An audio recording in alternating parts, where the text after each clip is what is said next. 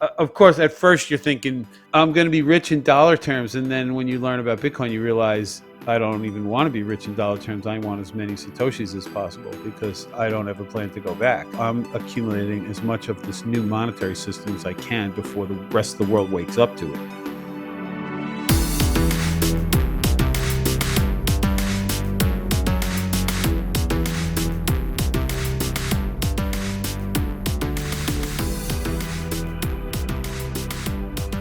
Yeah, hello everybody and welcome to the Why Bitcoin podcast, the podcast where we question everything, but mainly why Bitcoin.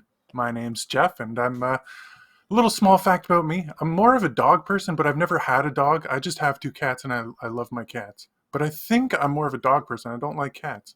And I'm here joined with my always excellent co-host, Doug. Doug, how you doing? I'm doing well. Thank you very much. Small fact about me. I realized today I really dislike squirrels a lot. Like, Okay. like not in a normal way. Like they really drive me crazy. So they chew holes in things, and like I have a tree over my driveway and they throw like black walnuts at me and stuff, and I just and they spit on everything. It's gross. I don't like squirrels. That's it. That's funny, man. I love squirrels. Okay. We are joined by the one great, not only our first guest, but the best guest anybody could ever ask for. The one, the only SurferJim. SurferJim, how you doing, man? Welcome to the show. Hi, Jim. Thank you for You joining guys us. are crazy. Not only am I not the best guest you could ever have, but nobody knows me. Like, thanks, but I appreciate it. I'm just a guy who likes Bitcoin, and you guys want to talk to me. That's cool.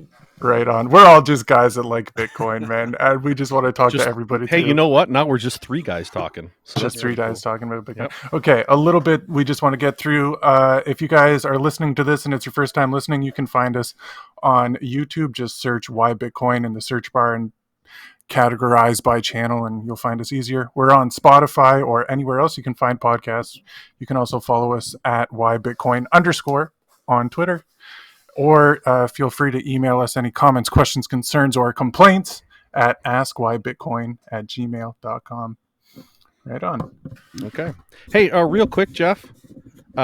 Is anything that the good fine folks, are they going to hear any financial advice tonight? Oh no, Just I'm 'cause giving go ahead. I'm giving no financial advice. No Okay. financial advice. Do you plan on giving financial advice? No, I really don't. Thanks though. And SurferJim will have to ask you as well. Do you feel like anything you're saying today is financial advice? Well, I won't intentionally give any. If it sounds that way, that's because somebody feels like interpreting it that way. That's a There good you way go. to say it, man. That's a great way to say that it. was super political. All right. It's All very right. political. Okay, we're gonna open up today. All right, I just have one hate comment. I don't even know if it's a hate comment, but more of a funny comment that really made me laugh on Twitter. Somebody, my good friend Anthony Pompliano, good friend of the show, asked a question. Sorry, I couldn't keep a straight face on that one. One Go day we'll on. get him on. If we can get SurferJim, we can get Pomp for sure. All right, fair enough. Definitely. So Pomp said, we're all going to move into virtual worlds. And I said, if you want a virtual world, go play Skyrim, then buy Bitcoin. Go outside in the physical world. Why are you pumping for people to live so digitally? It seems bad for the conscious mind. And somebody responded by saying, your mind not ready for that conversation. I mean, look at you being a sheep with those stupid laser beam eyes with a crying, laughing emoji face. Who calls somebody with laser beam eyes a sheep? I couldn't believe that. Coiner or a shit coiner, maybe. Yeah, Exactly. I'm guessing shitcoiner. I gotta guess shitcoiner. That's what I was assuming too. And I'm like, dude, if you don't understand the laser beam eyes, it's like, I just thought of it being the most ironic thing because laser beam eyes show you, it literally is like a definition of not being a sheep, in my opinion. Like, if you can understand the reality of why people have laser eyes, it's just people mostly aware of what's going on in the world. Well, to be fair, I did have to ask you, what's with the laser eyes, dude? Like when it first started to happen, I was like, Do you guys not know where it came from? I don't know if I know exactly where it started from. Could you speak on that? Yeah. Basically, a couple guys that create memes were discussing it. I want to say it was on the Toxic Happy Hour with Anders and Guy Bennett. I'm pretty sure it was on their show. I hope I'm right. I feel bad if I'm not. But these guys that create memes that are hilarious. This one guy, I think it's Chairforce on Okay. Twitter. I think he actually came up with it, but Greg Zag is on there. It is one of these guys. There was maybe 3 or 4 of them. I forget the episode. I'm pretty sure I even listened to it, but they just started making fun of, not making fun, but just, you know, somebody thought, oh, laser eyes to 100K or something. I guess it was Chairforce said it. That's awesome. Yeah, and then they started making the memes. So within a day, like everybody was just jumping. Other people that can, work with Photoshop quick and whatnot did their own. And then Greg did mine for me.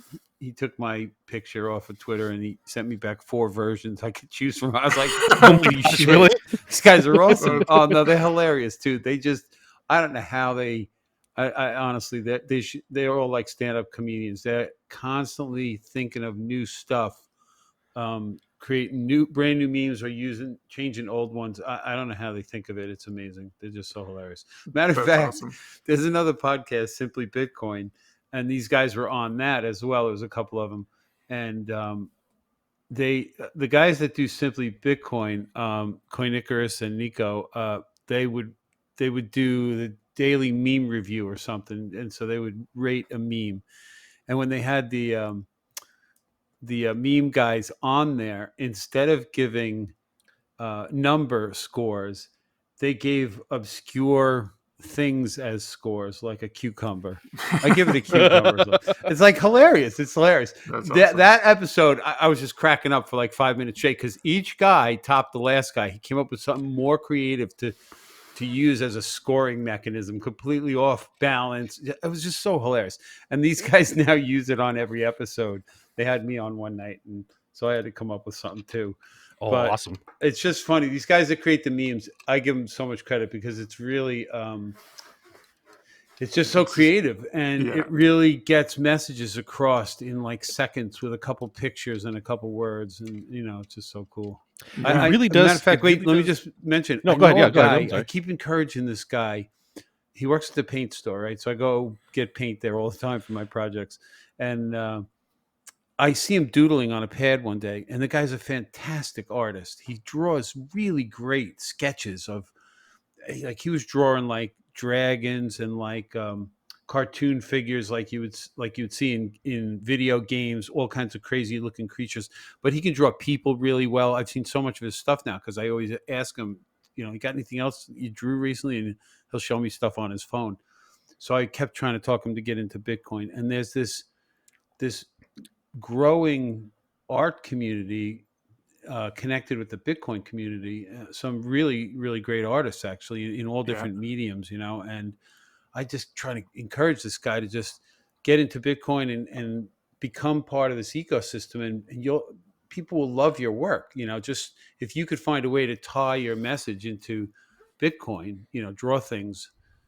Yeah, so it's just so cool. The creative people that are out there. Oh, and so turns out I went to the paint store like a week ago, and I always ask him, "You get any Bitcoin yet?" And he goes, and the other day he finally said, "Yeah, I did." Oh, that's Awesome. awesome. What? There No you Finally, go. way, feels dude. That's so so cool. good. So I jumped right back on the whole art thing, and I pulled something up on my phone, and I showed him. Like, so I don't know how much he bought or how he did it or anything. He didn't call me to help him, so good for him. But he's coming around, man. And the guy's a great artist. I really hope he joins the community and shares his talent because he's just so good at it. We would Yeah. Anyway. welcome him Yeah, with open yeah, arms. definitely. The Yeah, I know. community is Looking the forward to best something like part. The community of if he Bitcoin draws- Twitter is the best. If he draws artwork that resonates with people in the community, he would just be so embraced. And as long as it's genuine and like he's, whatever, if he starts, drawing stuff that's shilling shit coins, he's not going to be embraced That's by the true. community. That's So good. you got to know what you're doing, right? That's good. Yeah. And as long as he finds his his angle to go with his style of drawing and his mind and that kind of thing. If he even wants to, like, maybe he doesn't want to draw stuff about Bitcoin and then he never does it, whatever. It's not like he has to. I just think I look at, so, and I'm probably older than both of you guys, and I've watched a lot of things grow from nothing in this world to huge. things just like what we're doing, computers and all this stuff, but cell Right. phones and Hmm. so many other things. Things like directly affected me, like snowboards. When I was a kid, they weren't even Right on. invented. Mhm. So I've seen a lot of things, grow over the years. And what I came to realize is that if you're involved in an industry that's expanding, you don't need to make even a giant splash. All you need to do is just kind of tag along for the ride with a product Yeah. or service that works in that industry that people might find valuable. And as the industry grows, you might do well because your user base, your customer base is growing without your effort because the industry itself is growing around you. So, I use the example. I say, boy, had I only been more aware or known or been the inventor of something like a USB cord uh, before they became ubiquitous, like, and all you need is like a nickel off of each one, and you'd be like so rich if you were the guy who invented that. And it's not because USB cords were so great, but everybody needed them for computers, and that's what was going. That was what was expanding, and this was just a peripheral device. Hmm. And so anything in the Bitcoin space, even what you guys are doing right here, this could be a huge podcast one day with Well, a it's already a pretty million a huge million podcast. listeners 5 years from now. I hope so. We can only hope so. Yeah, you The never one know. thing that Bitcoin provides everybody It'll is the because I ability. came though, just as long That's as you right. know. That's Well, why. this is probably going to be our last one, actually. Now that Yeah, you're then around, no so one's This gonna is want to the listen after they hear me bullshit all night. the grand finale. Sorry, I just Whoops. ruined your show, guys. No, this well, is, what a way to go out, right? So there you go. Anyway, sorry, I no, no, no, interrupted. no. That's why you're here, my friend. Um, so anyways, let's just jump to the question of the day, Right which, on. in case you guys hadn't figured out, the question of the day is, who is Surfer Jim? Who is And Surfer Jim? I he's did not know that was the question of the day. That's the question. Well, we just are trying to figure out who you are, man. The real deep core of a Surfer Jim. oh my god, dude! So, do you Click. want He's gonna hang up. It's gonna be do great. you, No. do you want me to answer that question like you posed it, or do you want to ask me more specific? No, we have No. some sub questions for you. Yeah. Usually, our question of the day is it's an overarching idea, and we just kind of like kick underlying ideas around. So Yes. All right. As an Go for it. example, our first show was "What is Bitcoin?" and that, as you know, it can go on to become quite a long conversation. So, to narrow it down a little bit about who is Surfer Jim, one thing that I'd always like asking people that are in Bitcoin is, how did you hear about Bitcoin? And if you're open to sharing, when did you hear about Bitcoin? Yeah, sure. Most people are interested to hear how somebody else got into Bitcoin, so I totally get it. Um, the very first time I heard about Bitcoin was from a guy who worked with me, who was much younger, and he talked about it. I don't think he really understood it, but I got the impression he was relating it to online gaming, and I was not ever an online gamer. Online gaming came around when I was much older than the target audience for online gaming. So I never got into any of it. I know a lot of people and a lot of people in Bitcoin who are into it, but I never was. So I dismissed it because of who was telling me. But he didn't really know much about it either. So, um, and then by chance, about a year later, so that was probably about. I honestly can't remember exactly. I'm going to say 2015, 16. Okay. I wish I had paid attention. Obviously, the Don't cost we of a all? single Bitcoin was so much less. And then about a year later, and I want to say that had to have been no later than 2016 because that would have been my second touch. I was scrolling through probably Netflix or one of those cable things on TV when I used to watch TV, and I saw a documentary about Bitcoin, and I had remembered what this guy said, and he was kind of excited about it, but like I said, to me it just seemed like some nerdy kid thing or whatever. But I was like, oh, you know what, I like documentaries. It's always like I prefer to watch a documentary than a lot of other shows, Completely just agree because I with like to that. learn. I don't know, ever since I'm a kid I used to watch all kinds of documentaries. Anyway, I was like, sure, I'm going to watch this thing. I want to see if I learn anything. And unfortunately, again, I was kind of dissuaded from entering or getting more involved because it looked so complicated. Like, sadly, the impression I got from this thing was like, there's this cool internet money, but you really need to have these computers running in your living room that are noisy if you want to get some. Otherwise, it's a hassle. And so, like, I don't know. I think Mount Gox had already come and gone by then, so that whole narrative was part of this, and I was just like, this is all a little bit too dangerous and weird for me. And So at that point, you thought it had already hit its peak and was no, already no, not falling at down all. again? No, I didn't know that it was going to become anything. I just Oh, didn't okay. look any further. To me, it was still just magic internet money. Right. No concept of Austrian economics or how money works or the history of the Fed in the United States. None of that. On purpose, the state who runs the school system doesn't want you to learn that stuff. So Yeah. I was not, unfortunately, I was not exposed to the correct information about how the world works around me, especially when it comes to money and the government.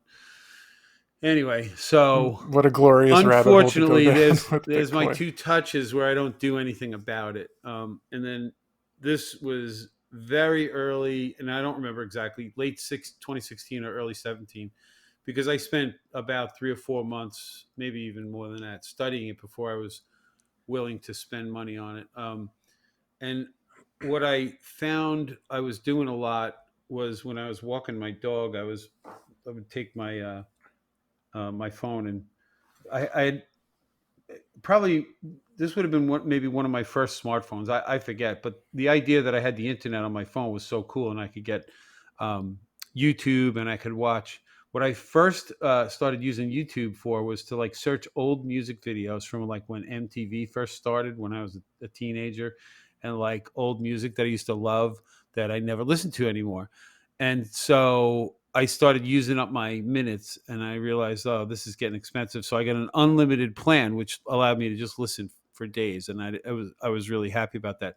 And then I noticed YouTube would feed me stuff it thought I wanted to watch. And then I did. I would pick things like random stuff and go, oh, that looks interesting. It have nothing to do with music. It could be anything.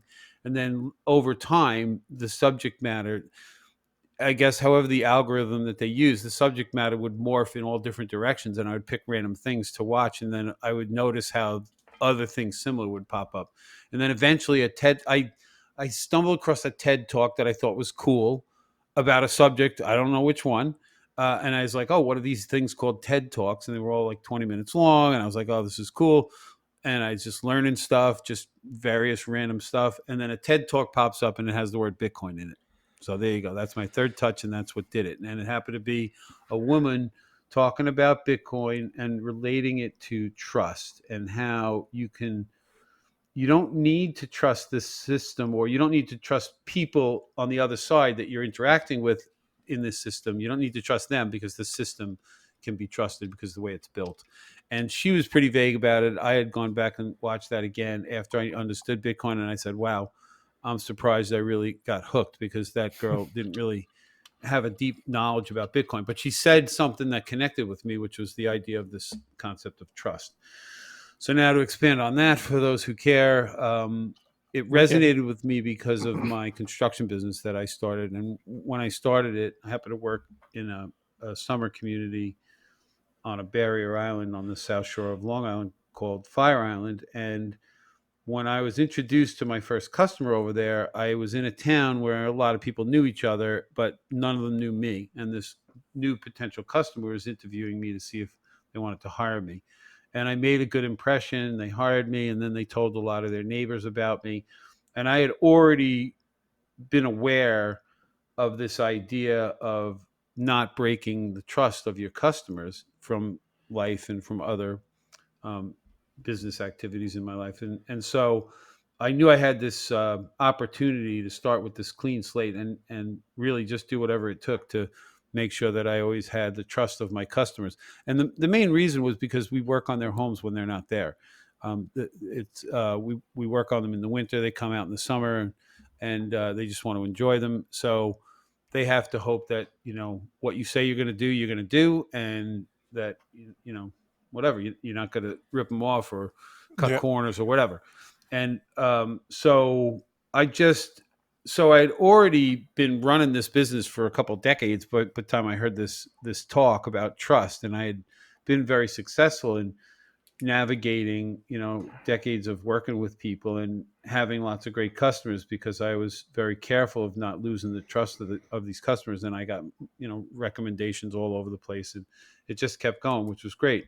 So it really intrigued me when I heard about Bitcoin and trust, and I wanted to know, you know, if I could, if it was going to mean anything to me. Like, I wasn't even sure why I wanted to know. I was just so curious about it. I didn't know it was going to be a great type of money. I didn't know, still didn't really know anything about money, to be honest, how, Mhm. where it came from or any of that. You just use money that's given to you from when you're growing up, in this case, the US dollar, in my case. So, yeah. So, that one talk made sparked enough curiosity in me to want to know more about how Bitcoin worked. And so, just a little more expansion on me, which, not that you guys asked, but it ties in a little bit. As a kid growing up, I was fascinated by how things worked. I always wanted to take them apart and look inside. And I grew up in what I like to refer to as an analog world. There was no computers, there was no digital circuitry. Things were more mechanical in the world I grew up in as a kid. And that worked well because I could figure out the logic inside. When I opened something up, I could see how gears and springs and levers worked, and why something on the outside of the case, when you pulled a lever, what was going on inside to make it work. That was really cool to me. So for me, trying to understand Bitcoin, I had to understand how it worked, let's say, under the hood. I had to understand a very technical aspect of Bitcoin that most people will never try to learn, because it's a lot of just technical, low level or high level, however you want to There's a look at lot it. of technology to It's figure yeah, out when you it's really It's want yeah, to get the it's into it's a it. underlying barrier to entry for sure. the underlying Absolutely. technology is fascinating and unique, and much of it has decades of use and experience by many people. And Satoshi combined a whole bunch of existing technologies to make Bitcoin work. And it's that combination that does make Bitcoin work, but it's the underlying tech, all the different things, all the different components that were put together, that for me, I needed to understand them so that I could really trust it. Again, the whole thing goes back to this trust. I'm thinking, I'm going to buy this digital thing on the internet. How do I know what I even have, and how, there's Mhm. no company behind it. So who are you even trusting? And it's a mental leap. It's like a paradigm shift that most people will never go through. Most people don't go through dramatic paradigm shifts in their life anyway. And to put yourself, purposefully in that direction, I don't think a lot of people do it. I don't know why that is. I think most people tend to be complacent and just happy where they are, and they People are don't scared of stretch. change. They don't Definitely, stretch. people are Yeah, they're scared of afraid of change. change. They don't want to get hurt. They're risk averse. I don't know what it is. Like I think I'm people are definitely just they're not. victims of inertia. They Yeah, they yeah. Well, I could definitely admit to that too, because I can procrastinate like the best oh of them. yeah But yeah. but I'm still motivated to keep learning and striving and moving forward. And so when something like this piques my attention, something like Bitcoin, and as I'm hearing about it, I'm hearing about this type of money that could be worth a lot more in the future. And if you buy some, it could, of course, at first you're thinking, Oh, I'm going to be rich. I'm going to Yeah, be rich in dollar terms. And then when you learn about Bitcoin, you realize, I don't even want to be rich in dollar terms. I want as many Satoshis as possible, that's because right. I don't ever plan to go back. It's a whole huge paradigm shift to, I'm accumulating as much of this new monetary system as I can before the rest of the world wakes up to it. Yeah, I And, Yep. think I think a So lot of I think a lot of Bitcoiners share that same idea that when they were kids they wanted to know how things worked, and they always were curious. And when any of us go to talk to one of our friends that aren't that person, that just like living in the status quo, that's what drives me nuts. I'm like, oh, you need to hear about this, you need to learn about this. And people just be like, no, I'm fine, I'm just going to keep doing what I do. And those people are the ones that are going to benefit from Bitcoin last, which is what drives me crazy. It's like, it's dude, all you sad. have to do is put in a little bit of work. Not only are you going to learn something cool, but also you're going to be in a much better place just in your life in general. yeah. I will, to add to that, the most disappointing thing is to talk to very close, long time friends that don't take advice from me on financial matters, because I'm not that person in their life. I'm the surfer guy they know, the contractor guy, and when I hear guys that I know that are not super wealthy, that have always, just been making it in life or whatever. They're not down and out by any means, but like, they Just could they skating could by. use a little extra wealth to cushion retirement or something. And they say to me, I can't afford it. And I'm like, you don't even know what you're saying no to. Yeah. You can't Yeah. afford not to. You're keeping your money somewhere. This is the I part I just try to had that this explain. week, actually. They're Yeah. so afraid to move their money from the thing they're comfortable with, which I get. You leave your money in a bank and it's what you've always known and it's sitting there in dollars and you believe that is money. And you can move it into another digital realm where you can trust that you can get it back out in its purchasing power, whether in the form of Bitcoin or in the form of dollars, again, if that makes you happy. If it doesn't hyperinflate by the time you want to use it again. But what's the difference? If you could turn it into anything in the future, whether you have to turn it into dollars first, or Japanese yen, or British pound, and then into some goods or services, or directly into goods and services, is irrelevant. The question is, will it buy more than it would have bought the day you purchased it for the thing you used to purchase it? So what would that have bought you? And then what would this Bitcoin have bought you on that same day? And now what will it buy you 10 years later? And the idea is that it's likely to buy you more. Not the idea, but the the The reality. self-fulfilling feedback loop that is Bitcoin is leading in that direction. The idea is that it will have higher purchasing power because there's a fixed supply, and because of its monetary properties, more people will learn about it and want to store their productivity in this asset, this Mhm. way of storing value. Money is just a tool. Bitcoin is the newest version of that tool called money, and people store value in a thing called money for thousands of years, and we just have a different version of it. Most people can't wrap their heads around it, and they're afraid of it still. Mhm. But if you could learn, like I did, that you can trust the system the way it works, I don't know. It takes everybody. It takes something for everybody to get over a hump and be more curious. Some people, you just have to watch the price go up so high that they're just so pissed off that they missed it, and which is now for a Portnoy. lot of us. We're telling our friends after 3 or 4 years of screaming about this, and now they're finally really upset because they see the huge gains. And luckily, a handful of my friends paid attention as it was. We stayed around 10 grand for a very long time, and it started inching up. And once it got, 15, 18, a couple of my friends said, what the heck is going on with that Bitcoin? I saw it on the news. And I just said, it's going to 1 million, guys. Just get some. And a Yeah. few of my friends And just they thought you were finally crazy. did. Like I got one friend of mine who has plenty of money, and he got himself close to 2 Bitcoin at Wow. around 11 grand. He's stoked out of his mind.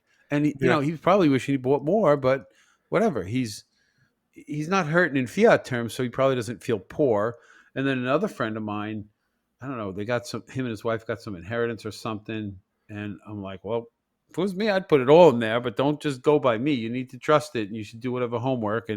But he didn't put it all in, but he did put a good chunk, and he's super excited as well. And now he wishes he did put it all in. So what are you going to do? People learn when they learn, and they get it when they get it. But Can Yeah. I it's ask you a tough. question? Yeah, of course. That's why Because I'm I'm here. I'm just noticing something here. Like, so the three of us all have construction backgrounds, right? I did construction. I had my own business for a while with my pops when I was coming up. Jeff does construction I'm now. still You do I do construction. renovations. What's that? Yeah, I'm still doing it. Still not Right. retired. So I'm just kind of wondering, because you've talked to a lot more people than we have. And in terms of people that are receptive to Bitcoin, I'm just wondering, because I'm hearing you talk about the idea of like you needed to understand it, you needed to be able to kind of see the interworkings of it, like guys who put stuff together for a living, whether they're a mechanic or whatever, that's kind of how they think, right? And I'm just wondering, did you Yeah. find people, and I'm just going to use the term for lack of a better one, like blue collar. Do you think blue collar people are more receptive, or versus, more like esoteric, like lawyers or something like that? Or like just kind of thinking about who you've talked to over the years and who's been receptive or more easily receptive. Would you say it's more of that, or was there no difference? What do you think? So, in my own personal experience, I have not convinced enough people to see any substantial weighting in one direction or another. Um, yeah, I don't seem to be able to convince anybody from any group I hear you. successfully more than any other group. Okay. I'm just, as you're asking me the question, I was dwelling on the people I know in the space and what kind of backgrounds I know some of them to be from. And I don't know enough people's true backgrounds to be able to make a Okay. judgment on that either, because I know some people in construction, and there's tons of people I have no idea what they do. And then there's a lot of people I know that are in computers, either software engineers or something else. So like it's a whole different group of people, but they may think similarly because they're building, they're Right. arranging in terms of code on a screen. You do have to understand the connections, and be able to find, problems and diagnose problems and that kind of thing. And so there's a lot of similarities, I think, in a completely different realm. Right. Theirs is a digital realm, whereas mine is obviously a physical realm where you're using the laws of physics and the laws of material structure, strength of different materials and Right. loads and stuff like that. You have to be, aware of when you're building, or even, even when you're destroying. Like if we do tear downs of a whole house, you have to be very aware that That when would you, be a you load cut bearing something, wall, that sir. something's not going to fall the wrong way. Just like a guy cutting a tree down and he Right. messes it up and it lands on his car or something. You got to know a lot of stuff. You got to be careful because nature is unforgiving. It's going to act on you no matter whether you know about it or not. Like you Right. don't. This is one of these things. I guess it's part of my whole approach to like how I look at life. Is there's all these, their first principles. I think it's fair to say that there's a lot of things that act on us in this world that we have no control over. I've said it before. Things like gravity, and if you don't align with this stuff, you're gonna have a problem, man. Something's gonna break, It comes for you whatever. whether you like it or not, Yeah, So yeah. I You just don't find the have control. psychology of like the people that are early adopters and the people that are making those decisions. I first, it's kind of become like a secondary hobby for me to kind of like observe and try to figure out what is the profile of a Bitcoiner. Like, what is it psychologically S- that drives people to adopt this new thing? Because you're right, it's new, and for, I mean, I'm 44 years old, right? So like for me, my first interaction with it was, man, that's made up, that's goofy, like I can't touch it, I don't want to deal with it, you know. So I just, now that I've been kind of, for lack of a better term, converted, right now it's like, well, why did I do that? And then why do other people do it? And is there a profile? Is there, I think is, that I think the profile is people that are not scared to question why something is the way it is. Like if somebody tells you Bitcoin is stupid and it's made up, and you're a type of person that just agrees with whoever is in charge of you, like if you're working a part-time job and your boss tells you to do something and you do it whether you want to or not, you're not going to like Bitcoin. If you're somebody that says, well, I don't want to do that job, I'm not going to listen to you if you turn away from authorities and things like that, and you're okay with questioning more to life, then I think those people are more open to learning about what else is out there. And Bitcoin is one of those things that you're just like, well, what is this? Why is it? What the hell is going on here? I would agree and elaborate by saying that I do think, and this is the one. If I'm going to pick one attribute, it's the idea that the people that are involved in Bitcoin have a sense of sovereignty that they're interested in, Hmm. of yeah, being in charge of yeah, their own life. They're also definitely. responsible people. They tend to take responsibility for their own lives. They're not asking for a handout. They're not. They're not. They're not. I don't know. It's just an. I think it's So a. maybe it's the idea more of like us, kind of going back to my original question, it's the idea of like we've seen what we're capable of producing, right? Like with our hands, with our minds, we can we can take charge of our own existence through shaping for the universe, right? Like there was no house here before and I have built a house, or whatever it is. Like we are already predisposed maybe to the idea of I That you can be can affect responsible. change. Yeah. Yes, I can affect change. I can be responsible for the things that exist in my world. Maybe that's it. I That's would a good way to be. I would say you have to eventually you have to get to the perception that adopting Bitcoin in your life is a financial freeing, which ties into your self sovereignty because the whole Bitcoin rabbit hole is a place where you go to learn about how money is created and it's distorted and price signals are distorted and inflation and all these things aren't natural. And when you have a sound money you could work with, it evens the playing field. It makes it so that other people can't rule over you and extort the value out of your money by inflating the entire stock of money, which they're doing right now. You Mhm. start to understand all this stuff and you realize that this one tool called Bitcoin, or one tool called money in the form of Bitcoin, um, is a critical element to having a life that you can at least have a sense that you might be in control of it, that other people aren't controlling it. And having the ability to control your own wealth, have it not be confiscated, and have you be able to take it any way you want. The idea that you can store your productivity in a thing that won't degrade over time, that's likely to give you more purchasing power into the future. That knowledge and the reason why that happens, that is the way Bitcoin works and the economics behind having a system with a fixed supply, all these things, which once that all comes into focus, you understand how critically important this thing is to your self sovereignty, to your ability to take control of your life and not be controlled by other people, and be able to go places that you want to go and do things that you want to do. And yeah, I think it's a natural desire. Most people are more timid and don't want to, like, it's like, how many people want to go hiking in the mountains and take the risks that are associated with that, or go mountain climbing or anything that's risky? Only a small percentage of people. And I think it's similar in Bitcoin, that there's very few people that want to take this risk to jump over to this new monetary system. But now that it's proving itself out, it's fulfilling the promise of what it was meant to hopefully be, which is a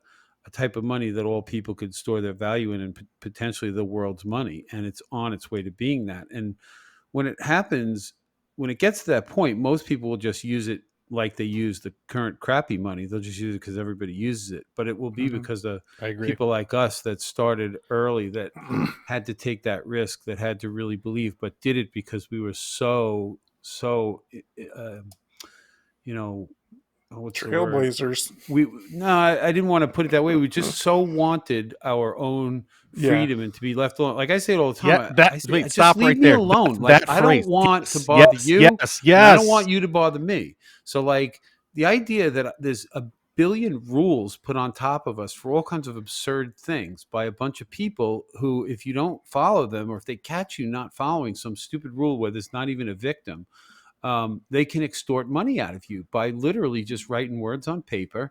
Mhm. And you owe us money because you broke our little rule. And if you don't pay us, we're going to send a letter to your bank who's afraid of us, and they'll just take it out of your account and send it to us. And that Yeah. is the implied threat of extortion. And then ultimately, you know, as crazy as this sounds, and I hate to even go this far with it, but it's really true.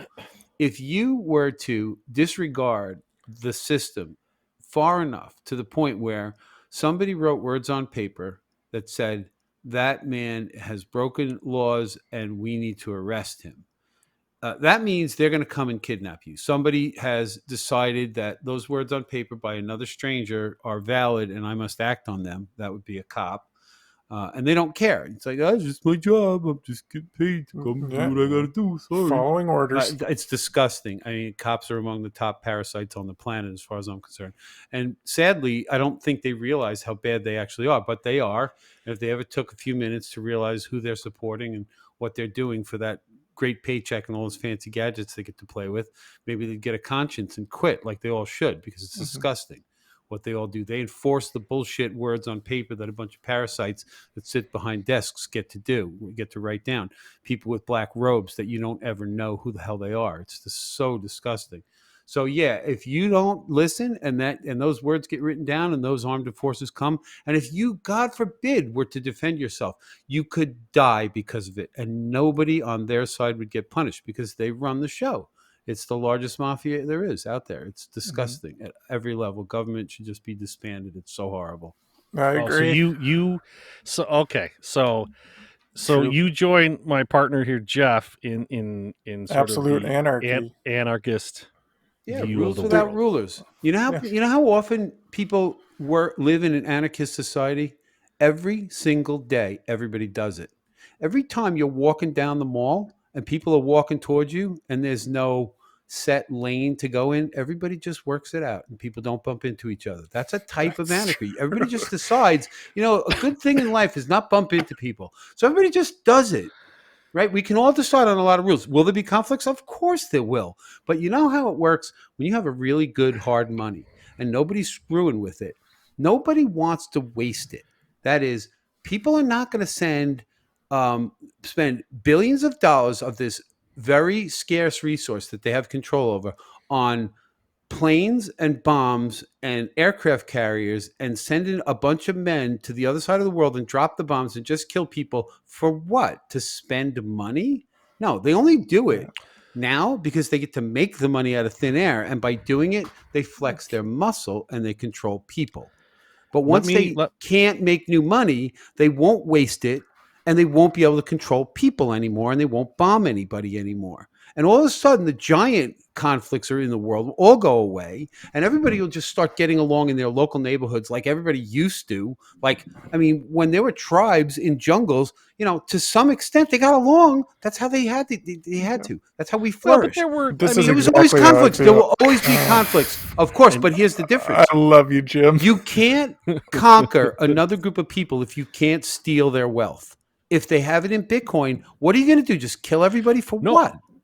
That's right. People I'm not realize it's disagreeing better with to that. get along. If I screw up all those people over there and take over their land, and we all split up our whole population to over there and to over here, now what are we? We're a little more vulnerable to somebody else who wants to try and do the same thing. We also don't have enough resources, people out there to run everything. So now we're just going to struggle. You know what? Let them live. Let's trade with them instead. That's what Yeah. fucking people do. Yeah, I They agree. get smart and they don't kill each other because it's stupid. There's no No, reason. people that kill each other are the ones that get to make money because they don't give a shit about other people's lives. Yeah. Motherfucking parasites, excuse me. That's No, how that's fine. that's Bleep how that the out. I monetary can't system. stand it. That's fine, but I'm going to push back just a little bit because this is the stance I've taken. This is where I'm going to listen. Everything you just said in terms of global economics and global warfare, 100% agree. But the idea of pure anarchy, okay, that does bother me because the if you look throughout history, and I'm asking for your opinion on this one. I'm not necessarily whatever. I'm not even going to qualify or quantify it. But the point is that there has to be a certain set of rules that the people in a society agree upon. Okay, if Jeff and I are neighbors, and I got to make sure that Jeff is going to kick my door in when I go to work and steal all my shit, then that is pure anarchy. And there is how do you? I think he answered it with the walking in the malls where you just don't bump into each other. People Well, make the choice. Yeah, but that you know what? Well, There are hold people. on. There are most assholes sense. all over the place. No, So, but like, I get where you're going with it. And I understand. Um, you need to have a group of people that live close enough to each other that are willing to agree with each other on a set of rules for different things. And that depends on the nature of where you're living, what the geography is like, how close people live to each other, and how big of a group or how small of a group you want to create that's willing to come to terms on a set of rules. It's not the easiest thing to do, but it's not undoable. Now, what you end up with, though, is always, pretty much always, somebody's going to want to not be in charge and other people are going to want to be in charge. that's true. And I agree. so it's going to come down to how well the people that are not technically in charge can keep the people in charge in check. And I think when you have certain elements in society, like the ability for everybody to own enough um, power to defend themselves, so whether that's in the form of gunpowder or steel in the form of knives and swords, like if you have the right to keep and bear arms and protect yourself, that levels the playing field from other people just messing with you for no reason. So there's a whole bunch of elements that have to go into whether or not anarchistic type system can work. But there are examples of it. Currently, there's a town in Mexico that kicked out all the politicians and the whole police force. I'm not exactly sure how you say the name. Ooh, I haven't heard about this. Charon, Sharon. Okay. But they have like town elders, right? Smart Okay. people that everybody looks to. But they're a community that has decided they wanted to organize themselves, and they did not want to be beholden to outside politics and outside forces. And they defend their town, and they've been left alone. So it's not that it can't work. I think it would work even better if they had a form of money that the outsiders couldn't come in and confiscate, because they're Mhm. still vulnerable. Wherever you live, you have an attack surface. You can't take your buildings with you and just go places. You can't take most of your stuff. So everybody's vulnerable to attack at some level like that. But you gotta think about what's the incentives. If everybody's working with a scarce money, every attack costs money. The soldiers want to get paid. Somebody's got to fund everything, and the incentives are lost pretty quick, especially if you don't win. So like No, I agree. there's a So lot of would you things that say though? slow down that crazy bullshit that everybody's going to attack everybody. Would you say though, like just for context, okay? Would you say the original idea of the United States was this idea of federalism? Okay, you had essentially local governments were the most powerful governments. Now, Right, and what's they should happened? be again. I What's agree right? with that concept. What's That's how. happened between 1776 and today is the local governments have given up that idea of federalism, right? They've ceded more of their power, more of their dollars, right, to this all-encompassing federal government that does not give a shit. And I agree with all of Hey, can that. I ask you something? I don't Yeah. know what the history is. The way you phrased it, it was as if all the smaller governments gave up their power willingly. Do you know if that's the case, or did the federal government somehow get so strong that they started imposing their will on the states The and the federal lower government governments? as it was designed was never powerful enough. So Well, so each little jurisdiction started slowly giving it up, thinking that they were well, going to get something out of every it. time the federal government encroach, okay, perfect example, okay, the NEA, okay, or even the highway system, okay. This country built roads well before Eisenhower federalized the highway system. Okay, this is Eisenhower. Okay, so well before, was that 1950s, 1955? I want to say something like that. Well before he ever came into power and he federalized the highway system, everybody just made roads. They just did it. Okay. Mhm. But he came in and he basically declared it a military need to federalize the highway system. And then all of a sudden what happened, and you see everybody sees this now. Okay.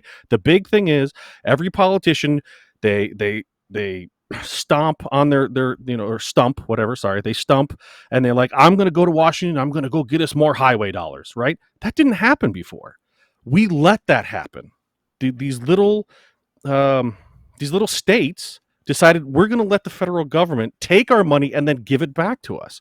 So I guess I don't want to get too far into the weeds, but I do believe in the idea of a government. I don't think pure anarchy is the right way to go in the sense that again we've had pure anarchy as a human race, right? Yeah. When the Okay. first I don't disagree with you on the government, the um, the concept that some people can be put in charge as long as, and I would add, as long as the rest of the people who are being Not in charged charge. over agree. Agree And with so that. Yeah. what I would be looking for is more of a consensus versus a what we think we have, this thing called a democracy, which is not very fair. Uh, and in a consensus model, that's hard because you're trying to get everybody to agree. And that's why the government needs to be as small as possible at the agreed, most localist Mhm. levels. agreed. And again, this is what potentially allows even a small group of people to stay autonomous from even slightly larger or much larger groups of people. The incentive that the rest of them aren't going to get their wealth, what little bit they might have, the ability that if you could keep and bear arms, that you might be able to defend yourself. You might have even bigger weapons, even if you're a smaller group.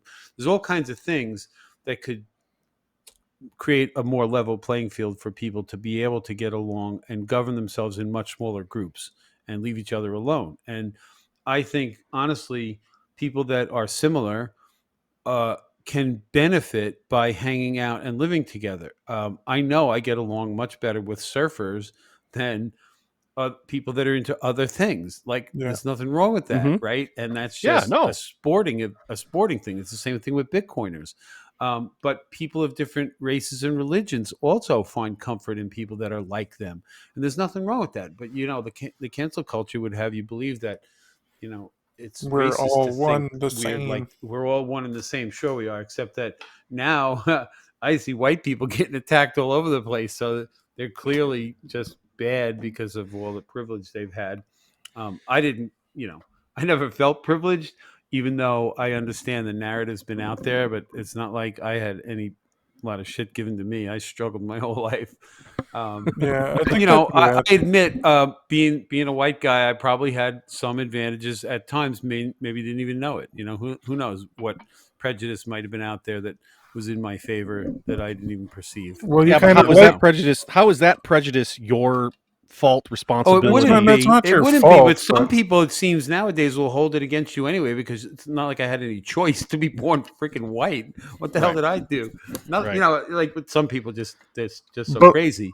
But like you said, where people that are like get along, where if all the cops for the most part are white cops and they see a white guy, they're more likely to be more understanding of that guy. And I think that's where the Black Lives Matter movement were coming in. It's not that they're saying Oh your man, life don't had even it start with easier. that. Please don't Well, even start with that if you're shit. gonna say it, I'm just saying it's not saying that your life was easier or privileged. It's just saying that there's a system where people in general, like you said, get along with people that they have things in common with. Look, I'm not saying they have to be that way. I'm certainly not calling for segregation. No way. I'm saying voluntarily. Like, Hmm. let Yeah. people do what they want. If they want to Exactly. Right. mix, they Yeah. should be No, able to I agree mix with as that. well. I don't care in any direction. I'm just saying I know people are more comfortable being around people that are like them. It's just Yes. natural. There's nothing wrong with it either. I just don't Right. know why No, anybody and would and there, care. no one here. Okay, maybe we have a listener randomly who thinks that, but that's not either one of our stances for sure. Obviously, like the biggest thing for me, look, and we kind of talked it a little bit last week, but for me, the biggest thing in the world, okay, and we haven't talked about this. I'm a Christian. I'm very much a Christian, and for me, the biggest thing that God gave us was freedom. That was the number one. Like, if you look at it, in my view, right, the first thing God gave people was life, right, and the second thing He gave us was freedom, the freedom to choose. We could choose to eat that apple on the tree or not. Okay, and so for me, freedom, including freedom of speech, freedom of association, freedom to defend yourself, those are all primary things. And I guess from my point of view, or I guess because I read the historical writings and the things that like Washington and Sam Adams and John Adams and Jefferson and Franklin, they were all saying the same thing. People have a right to be free. And the one function of government should be the idea that it will protect those freedoms. That's it. That's all it should do. It Hmm. should just make sure you can enjoy those liberties. That's it. And so while I understand, and I can't really, because I haven't talked to you a bunch, but Jeff and I have talked quite a bit, and Jeff is very much let's go anarchy. Let's scrap the system and just go straight anarchy. And if you look throughout history, you look at like the first tribes that ever existed, it was all warring. It was all about like even in this country before a white guy stepped foot here, right? The Indians were fighting each other, killing each other over land, and it was this idea of like this what's the word, like a Darwinism, as it were, of the strongest tribe survives, and as a result things didn't progress like as a society. We didn't, because we were so worried about what was happening back at the homestead. We couldn't necessarily go out and do things like invent and create and push the society forward. We just had to make sure that our families had food in their bellies, and so we had to, grub at the dirt and make these things happen and defend it. And the idea of a government, in my view, a good government, is the idea that, listen, go and do that, protect your family, grow your community, and in the meantime, we're going to make sure that nobody screws with you. That's the job. That's the job of government. Well, what And about them? What about them screwing with you? Yeah, What then about they them start, no, no, ruling no, and no, then your no, they no, life? make no, you no. the Listen, enemy. I'm talking about a perfect. A perfect government. Right. There is no such thing. I get that. I Well, think But we're this going to is turn you where into an anarchist, the Doug. thing no, is Soon you. that enough. the people, right? People have a vested interest in taking care of themselves if they feel like they're capable. Not everybody is capable, but plenty of people are, and we have the ability to organize ourselves into into tight, for lack of a better word, I'll call it police forces, but the ability, security agencies, whatever you want to call them, where Right. there will be people that will police the area, that will make sure people don't, break the rules that we've all agreed to. And so it could just be for, a 1 square mile area, and then the next square mile over, it's a different agency for the different neighborhood. you know People would have, it's harder. I have trouble envisioning it in tight city scenarios where there's lots and lots of people, and neighborhoods are hard to distinguish and people are constantly moving between them, versus towns that are separated by distances to the next town. You can easily see, like, all right, look, we all live together. I can see the other side of town from here. Harry's house over there. So, like, there in smaller communities where people get to know each other, it seems from a concept point of view, it would be a lot easier. So I would hope that if the world ever gets to this way, that everybody's governing themselves on a more local level and they're not interested in going and conquering everybody else. I would hope that that's a slow transition, that the current system gets dismantled in a as least violent way as possible, Mhm. as a new, more autonomous system grows, like the system of Bitcoin has been growing. Literally, it's been Slowly and growing steadily. alongside the fiat monetary system, and some people have caught on, and the value keeps going up because of that. But the other system isn't destroyed, not by any means. Most people still use it in every corner of the Right. earth, one way or another. We still have the U.S. dollar as the world reserve currency, and all of the money is basically pegged to it, and it still works, as bad as it might be, and as much as many of us believe it's not going to work forever, and that might be sooner than Very many soon. people are ready for. But right now it's happening, so it's hard to say, but I just hope it is somewhat of a smooth-ish transition. I guess we'll see, right? We can only Yeah. hope. Yeah. And for the record, I agree with everything you just said. I do want smaller. I do want more local. And I do think Bitcoin is a way to sort of take that back because, Mhm. like you said earlier, Yeah, definitely. right? The biggest problem is we have a overreaching federal government that literally can decide if we can do trade or not. Worse You do than that, whether you construction, can go outside, right? whether you're They allowed Yeah, to have, I mean, breathe yeah, right, very freely. full and that's control. that's my point is they have become this monstrosity, this weird hydra that has its tentacles and its heads in everybody's pies all the time, everywhere. Well, it's And insidious because it learned, it as a species, the people that are government have figured out a long time ago that they can grow themselves Mhm, by creating narratives and paying people. And when you can make the money, you can pay people to toe the line, whatever Mhm. you need them to do. There's a lot of people, if they were going to be honest, they do things at their job that they know is bullshit. It's a waste of money. It's corrupt. It's cover up. It's, whatever they're told, because they don't want to lose their job and they feel like maybe nobody's getting directly hurt and everybody does it. And whatever, however they justify it, that goes on at every level. And those people think they're good people, but they're supporting a system that destroys other people's lives indirectly because it's part of government. right. Government's the worst. The It people that is. run it, all the levels of government, all the things that government so-called, provides, can be provided and should be provided by the free market. And then everything would be priced accordingly and appropriately. And the things that society wants and needs would get produced. And the things that are a waste, that government spends ridiculous amounts of money on, and some people benefit because of it, that wouldn't happen. Those people wouldn't get that money because No, they just die society, off on the vine, right? like Yeah. what he's, thing that comes to my head is seeing shrimp running on a treadmill underwater as some like experiment that got government funding. Yes, Like, I come remember on. that. I remember. Like, Yes, I didn't see like yeah. if you want to do that, fine, but the taxpayers, shouldn't be paying for it. And then since I threw the word out there, tax is a big joke. Not only is it extortion, obviously that just Mhm. stealing money, deciding that you owe it to them, but the fact that they could just print money makes taxes a joke. I think Really. I think the idea of being called I think the idea of people being called a taxpayer, like for a long time, I'm like, I'm not, like when you're a kid, you think you're not a taxpayer because you're not directly giving the government taxes. But when they print money, they devalue your money and devalue everything around you. So you're paying taxes in the form of just your money's worthless and more worthless. So Yeah. it's such It a, is. It's a hidden tax. It's absolutely a yeah, hidden tax.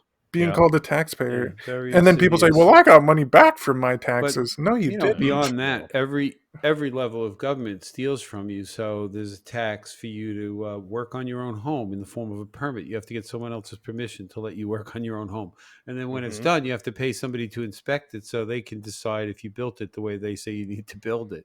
They're not even living in it, but you have other people telling you what you have to do. Hmm. And somebody might argue, well, there's codes and it makes it safe for everybody. I agree, and that's fine, but it shouldn't work that a town forces you to do it. You should be able to build whatever you want, and your insurance company should inspect your home, and they should decide if it's worthy to own insurance on it because you've built it correctly. So the inspector should be from the insurance company, and then they'd have skin in the game, Oh knowing what wow, they're I've actually never insuring. thought of that. That's a good idea. I like Yeah, that. no, it's the incentives are all in the wrong direction. But the The problem Yeah, is that no, it's that's true. just that That's true. the land that you're building on is owned by the government too. So you have to pay No, just that for well, the, that's bullshit. That it shouldn't be. If I buy it, exactly. it should be mine. The Yeah. fact that they demand that I pay them a tax to live on my own land is just another level of extortion. It's just Hmm. other human beings saying you owe me money. Hmm. Because why? Because you live in some imaginary border. We drew a line on a map, and you're within it. Sorry, we get to Hey, steal your money. Jim, have you ever investigated the fair tax? No, what is that? The fair tax is an idea that we get rid of, and I'm rudimentary. We get rid of all income tax of any kind, and everything goes to a use tax. So, Well, I've uh, thought of the concept of a use tax, and I used to think that was a much fairer way to do it, but that's still, somebody deciding that everybody should contribute over here and we'll decide what to I do with the actually I money. shouldn't say it's not a use tax; it's a purchase tax, It right? doesn't matter.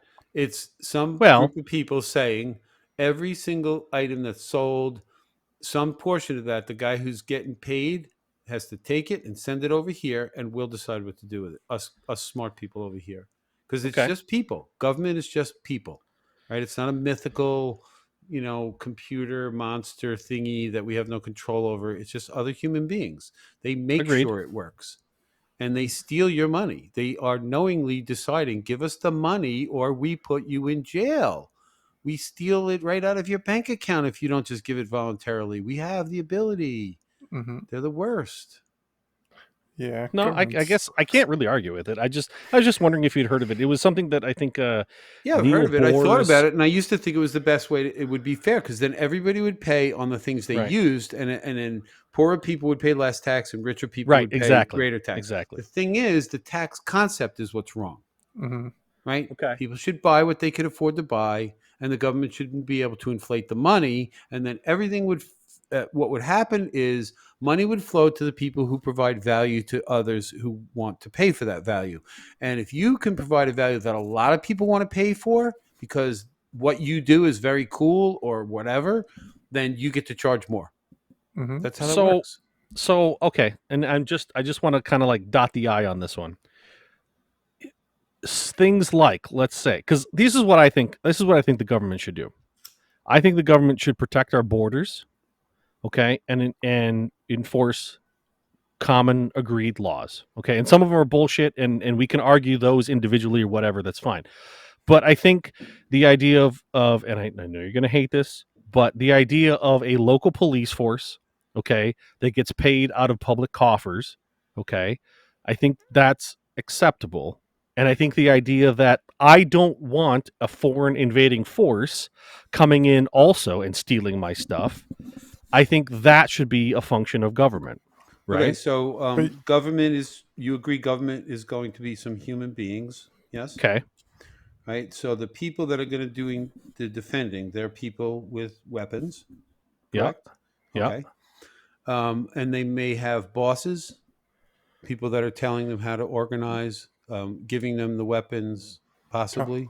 Is that how you see it organized, like it currently is in layers, where there's the Well, actual again, on the I'm ground talking about a people? national border Oh, now. wait. I I'm just want to, talk about the concept. It doesn't matter. okay. There's a Okay. border, right? National border. We have one with Canada, Mexico, and we have a couple coastlines, right? Right. So if you want to defend that, you need people to be on those edges, right? Correct. You would agree, right? This is Mhm. your government, so it's people, and somehow they're organized, right? You're assuming there's a central government, right? This There has to sort be of someone central monitoring both entity. borders or all four borders. Yeah. Okay. All right, so a central entity of one person, a group of people. I mean, the borders have to be monitored by lots of people, thousands, maybe millions.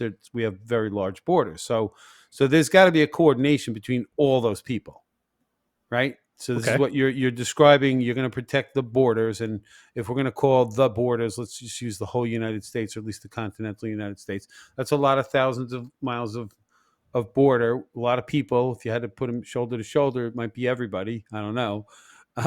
So that's your police. That's your armed guards that are protecting. So what if they all lived right in the communities where they were guarding? I would think that would make sense. And so why can't they just guard their own area and then Well, communicate with the guy down the road, and we'll all just make so sure? what you're suggesting though then is places like New York, Florida, California, Oregon, okay? Because we live in a world where literally subs can pull up, you know, right there and they can launch missiles, right? Like, If we how do lived in a you? world with hard money, they wouldn't want to waste their time. yeah, They can't take the United Okay, States and okay, drag it back across the ocean. They have to come here and occupy it. No, they're not going to be true. able to kick everybody out. They're not going to take their whole population and come here with it. They're not going to bring them here to take everything from here back to there. It's never going to happen. Okay, But you need hard money. You need money that nobody wants to waste. I agree. okay, There, I can there's see no that. I can see that. there's no need for war if you're going for power and power is money, but the money is already doing what What you about needed to do. resources? Well, okay, so Okay, America is Canada too, very rich in resources, right? In fact, honestly, it's a miracle Canada hasn't been attacked. To be fair, I mean, you guys have you have oil, you have wood, you have furs, you have open waters. we I got mean, you have a some of the most water, yeah. But we have a hat. We got a American hat that you guys keep us safe, and you just keep bombing right. everybody But to make sure that we I'm don't not. I'm get not. hurt. I'm not trying to be funny. I'm saying, like, legitimately, you guys have tons of resources. So there are things like resources that could be harvested and you know, even with hard money, right? Like these are real questions. I'm not trying to be flippant, and I'm not trying to be contrarian just to be contrarian. You know what I mean? Like, What's the concern? well, the concern is like, okay, like Canada, okay, who protects? And honestly, I don't know any of the provinces, so you got to help me You there, don't know Jeff. it? But That's funny. God. yeah, I really don't. But what's your most western province? British Columbia. Okay, British Columbia, right? The Chinese roll up, right, and they disembark, and they just start harvesting all of your resources there in British Columbia. And you think the people there aren't going to do anything? Well, how many people are there? More than the Chinese are going to want to send. You You really think so? think they're going to Well, send 1,000,000 of their soldiers over there to chop trees down or something? they're saying, what if China has been depleted of all its resources?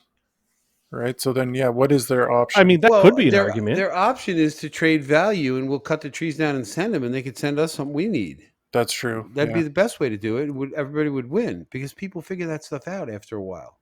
Mm-hmm. Most Yeah, people Okay. don't want to go to war.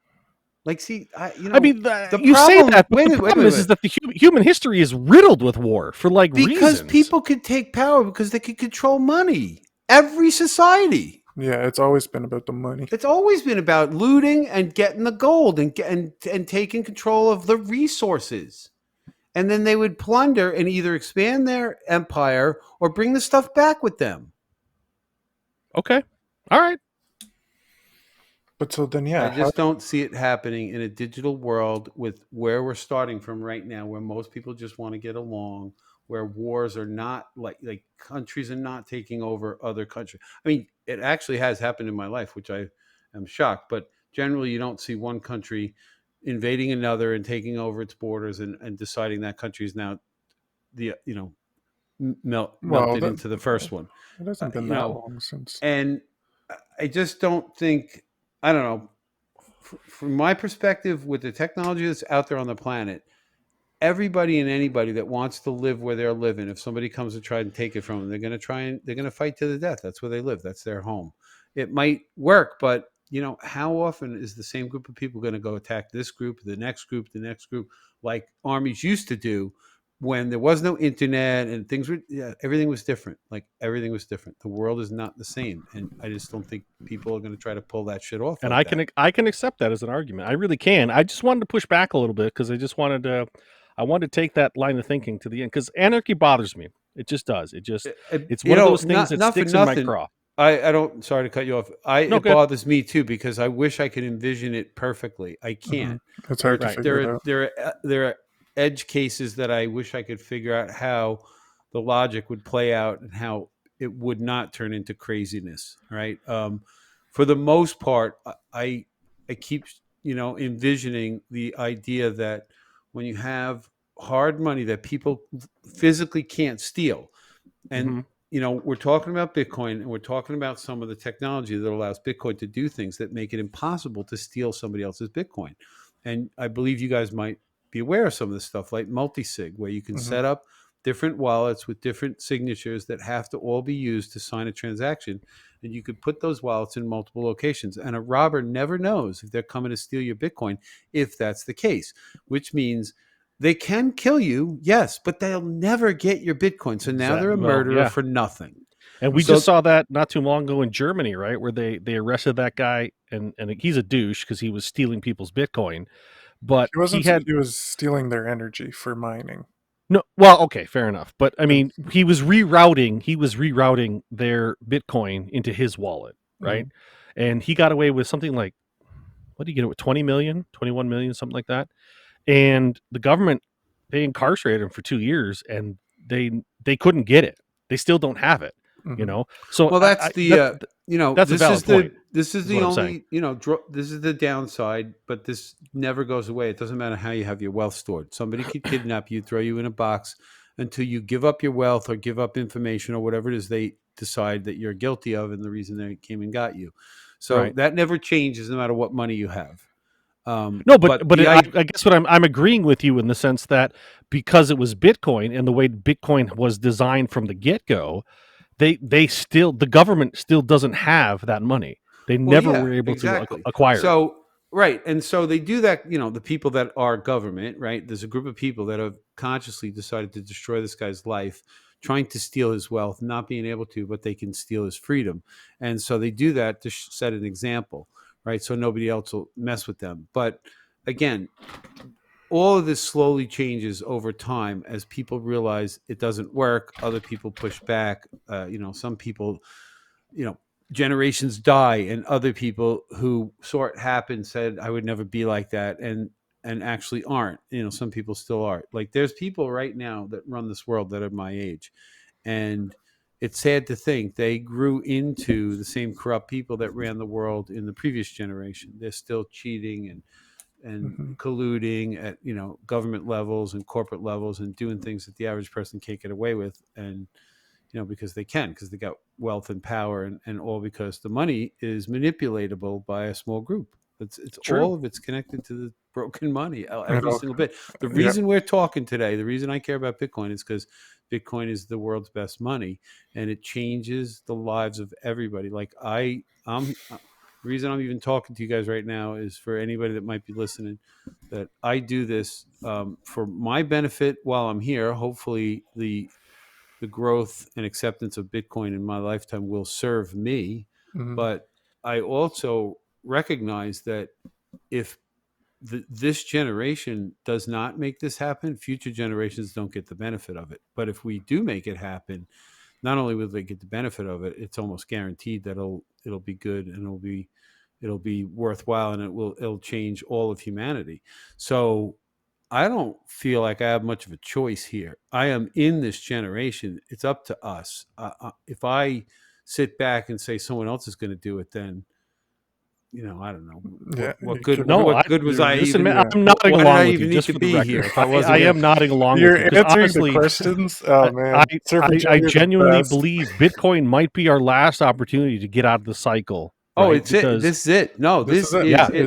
it. This is the leveling of the playing field for all of Right. humanity. And if here. this doesn't get, if we don't somehow, and fortunately I feel like we're at a point now where you can't ignore it, right? Because we have so many big players in the game. luckily, that's what's Right. great about it. Right. Yeah. It's come along, It right? was And it's inevitable. so odd. It's like in the last it's so weird because Jeff started talking to me about this in December, right? Where that's kind of where I came on board with Yeah, the whole Surfer thing. Jim, just in case you didn't know about us, like I've only started researching Bitcoin last December 20. So it's been like 4 months, and then Wow. Doug, So and then- we're Doing really great for such a short period of time. Wow. I've done. since that time, since he like broke that nut, that shell of I don't know what you call, like, self-imposed ignorance, right? Woke Since you he's up. broken, Whoa! since he's Don't broken that don't shell. beat yourself up too much about self-imposed ignorance. No, we were all deceived. Your educational system is, we I were all completely screwed agree. right over big time. Right, and now I'm seeing this world with a whole new set of eyes, right? And me too, listen, man, I'm not trying to bust your balls, right? Like, Oh, I know. No, I'm just because there are going to be people. Again, this is the point of the show. The point of the show is to address no coiners concepts, right? absolutely, dude. And- I'm glad you look. If I'm wrong, other people can call me out on it. Maybe somebody can explain it to me in a way where I'll have to change my position and humble myself and apologize. No, I think I'm that's fine with fine. that. That's what I keep looking for too. Is tell me why Bitcoin won't work. I Right. cannot figure Yeah, it out. or any of the stuff I've mentioned tonight. Like, look, I'm very anti-government, and most people on the planet are not. They think I'm nuts, and they have family and friends that are in government. And, whatever. I know a kid who, I consider a nephew.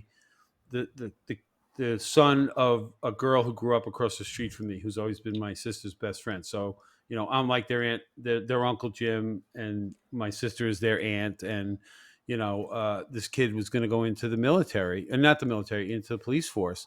And his uncle, so the brother of the girl, again, grew up across the street from me. I knew the whole family, of course. He became a cop.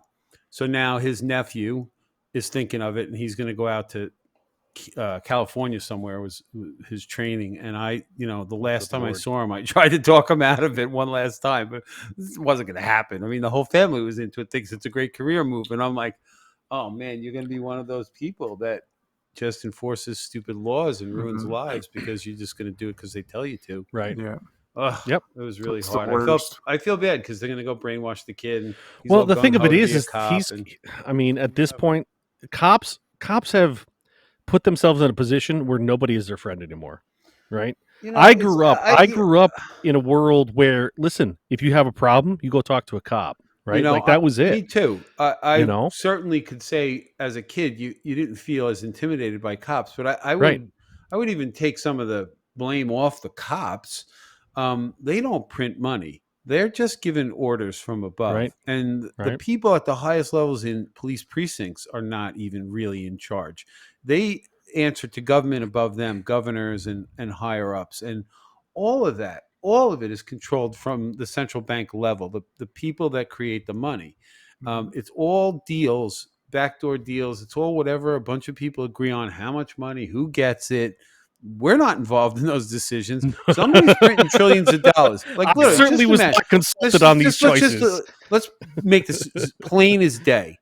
The government, our government, other people are going to create out of thin air trillions, right? And some people that are this government are going to decide who gets it. Not a computer, people. So now, wouldn't you love to be the first guy in line? Somebody is. It ain't me and it ain't you. Yeah. This is bullshit, and this skews everything. It's such insane, disgusting, parasitic bullshit by a small group of people. And as they decide where that money goes, everybody standing in line just does what they're told. They toe the line, they Right. lie, they cheat, they steal, because the gravy train just keeps coming. Just And they're all looking out for themselves, which they should be, but they shouldn't be using a corrupt system to do it. If they had a fair system, they would have to exchange real value, and then everybody would become an actual productive member of society instead of sucking off society like all these other parasites are doing. Jim, I nailed it. I'm sorry, brother. You that's so nailed good. that one. I That think was, yeah. Surfer Just Jim, knocked that out of the park. It's been awesome. We answered a grand total of one of my 7 questions. I'd love to have you back on the show. Wait, are we done already? Well, Wait, we're done? Wait, we're not done. Shut we're up. rolling. We're not done. We're rolling up on an hour 20. I don't care. I don't care. Really This is care. Wait, this is didn't some you of have the questions this is from this is people good. that This wanted is to know good. We're stuff gonna like keep going, dude. how long did I surf for, or do I skateboard? That's I saw true. questions on Twitter. Okay, we Did can you always watch on have Twitter? You saw those, huh? I we saw can a always have couple. Surfer Jim point 2.0, but we can ask. Yeah, let me ask a couple Twitter questions here. No. There's some questions I still have left. Okay, I'm sorry. Okay, Twitter let's can roll wait. it. All right, I'll Keep try to it be rolling. quicker. Okay, If I don't if want No, Jim no, will no, give us it's the fine. time, then I want to take the time, honestly, because this is the one thing okay, so coming into the Bitcoin space, all right, Surfer the Jim, one I think thing. you're orange pilling Doug better than I ever have. No, So it feels maybe, good, man. but the thing of it is the one thing that I have gotten from the Bitcoin community better than financial independence and all of that stuff is just people that is it red pill? I guess I don't know. People that agree with the things that I've already felt in my heart. You know what I mean? And so, and yeah, I'm gonna push back. I'm gonna give Jim some shit. But the fact of the matter is that's how ideas get exchanged, right? You can't have a true conversation if somebody's just standing on the other side going, yep, yes. So we have to push back and forth, and we have to have these conversations. And especially on a podcast like this, where we're trying to get people to see what we're talking about, because people have these takeaways and they have these concerns, and so we got to push back and forth. So all right, I'm just going to jump to the next question here, right? Well, this is the thing, Surfer Jim, is I'm mainly a contrarian. Like when you say everybody leads to talking to people that they agree with, and I'll usually go out of my way to find people I don't agree with. But everything you've said tonight, I'm just like, yes, here, please just keep going, Jim, because this is everything I want to say all the time. It feels good to hear somebody agree with you and just understand where you're coming from. So I appreciate your point of view. So next question, Jim, real quick. This one should be. This is a 30. You've heard the elevator pitch, right? This is the 30 seconds. How do you answer it? How do you answer the question, what is Bitcoin, quickly to someone? Bitcoin is a tool called money. It's the best form of money humans have ever had. Money being a very important tool that is what's called the most saleable good. That is, everything could be sold for money. Humans have used a tool called money for thousands of years to conduct trade. It's why we have all the prosperity that we see around us. And this tool called money has come in many forms, and now we have it in a digital form called Bitcoin. And it's the best form. It's got a lot of these really good properties that money needs to have, and people are starting to wake up to the fact that this new form of money is out there and people are adopting it. And so because money is the most important tool humans have had available, and Bitcoin is the best form of that money, I consider Bitcoin the most important invention in all of human history. So you should look into it. I agree with that. It's the most. It's akin to what fire did to humanity and all things like that. Yeah, and and when you were talking earlier, I was actually thinking, you talk about Satoshi, and I think his name, even though it's not it's what's the word? It's a pseudonym of some kind. Right. I think we're going to think of Satoshi in the same way we think of guys like Tesla, right? The guys who invented things that no one ever saw coming. Like they saw a different world entirely. You know what I mean? And they tried to produce that. And Yeah, I agree with that, man. It Yeah, really is one of those things. Satoshi and the group of people he was communicating with at the time had the principles down. They knew what they needed the money to do. Hmm. Yep. They just couldn't figure out how to get it to be decentralized with nobody in charge and everything. And Satoshi put the puzzle pieces together. But, we have to thank a lot of people for their not only their work in the technical and the cryptography and whatnot that secures the network, but the philosophical side of it as well. Hmm. The cypherpunk ethos of being able to communicate privately and through encryption and whatnot. They were attacked. This story's you guys, if you haven't already heard about government wanting to ban encryption, considering it a munitions, and you could get go to jail for exporting Hmm. like illegal munitions or something stupid. Wait, It's no, just I crazy. haven't heard of this. What are you saying? Yeah, I forget. I don't know the story well enough. Yeah, there is a case where some computer code dudes that write cryptography. I think they testified in Congress where there was a proposed bill to make cryptography illegal, and the justification was that you could use it to send secret messages to your enemies, and therefore it's like a type of weapon, and you're exporting munitions out of the country illegally if you use cryptography. So one of the cypherpunks, you know, and again, I could have my facts a little bit mixed up, but I'm pretty sure this is a true thing that happened, took a bunch of encryption and put it on a T-shirt, and I believe it was in testimony in Congress. Stood up and said, "This is what you're going to ban. These words right here." Yeah, how can you do that?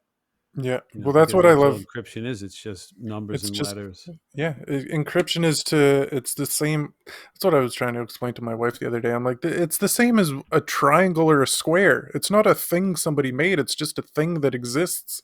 It's just, here it is. It's just a math problem. It's like the Yeah, Pythagorean theorem.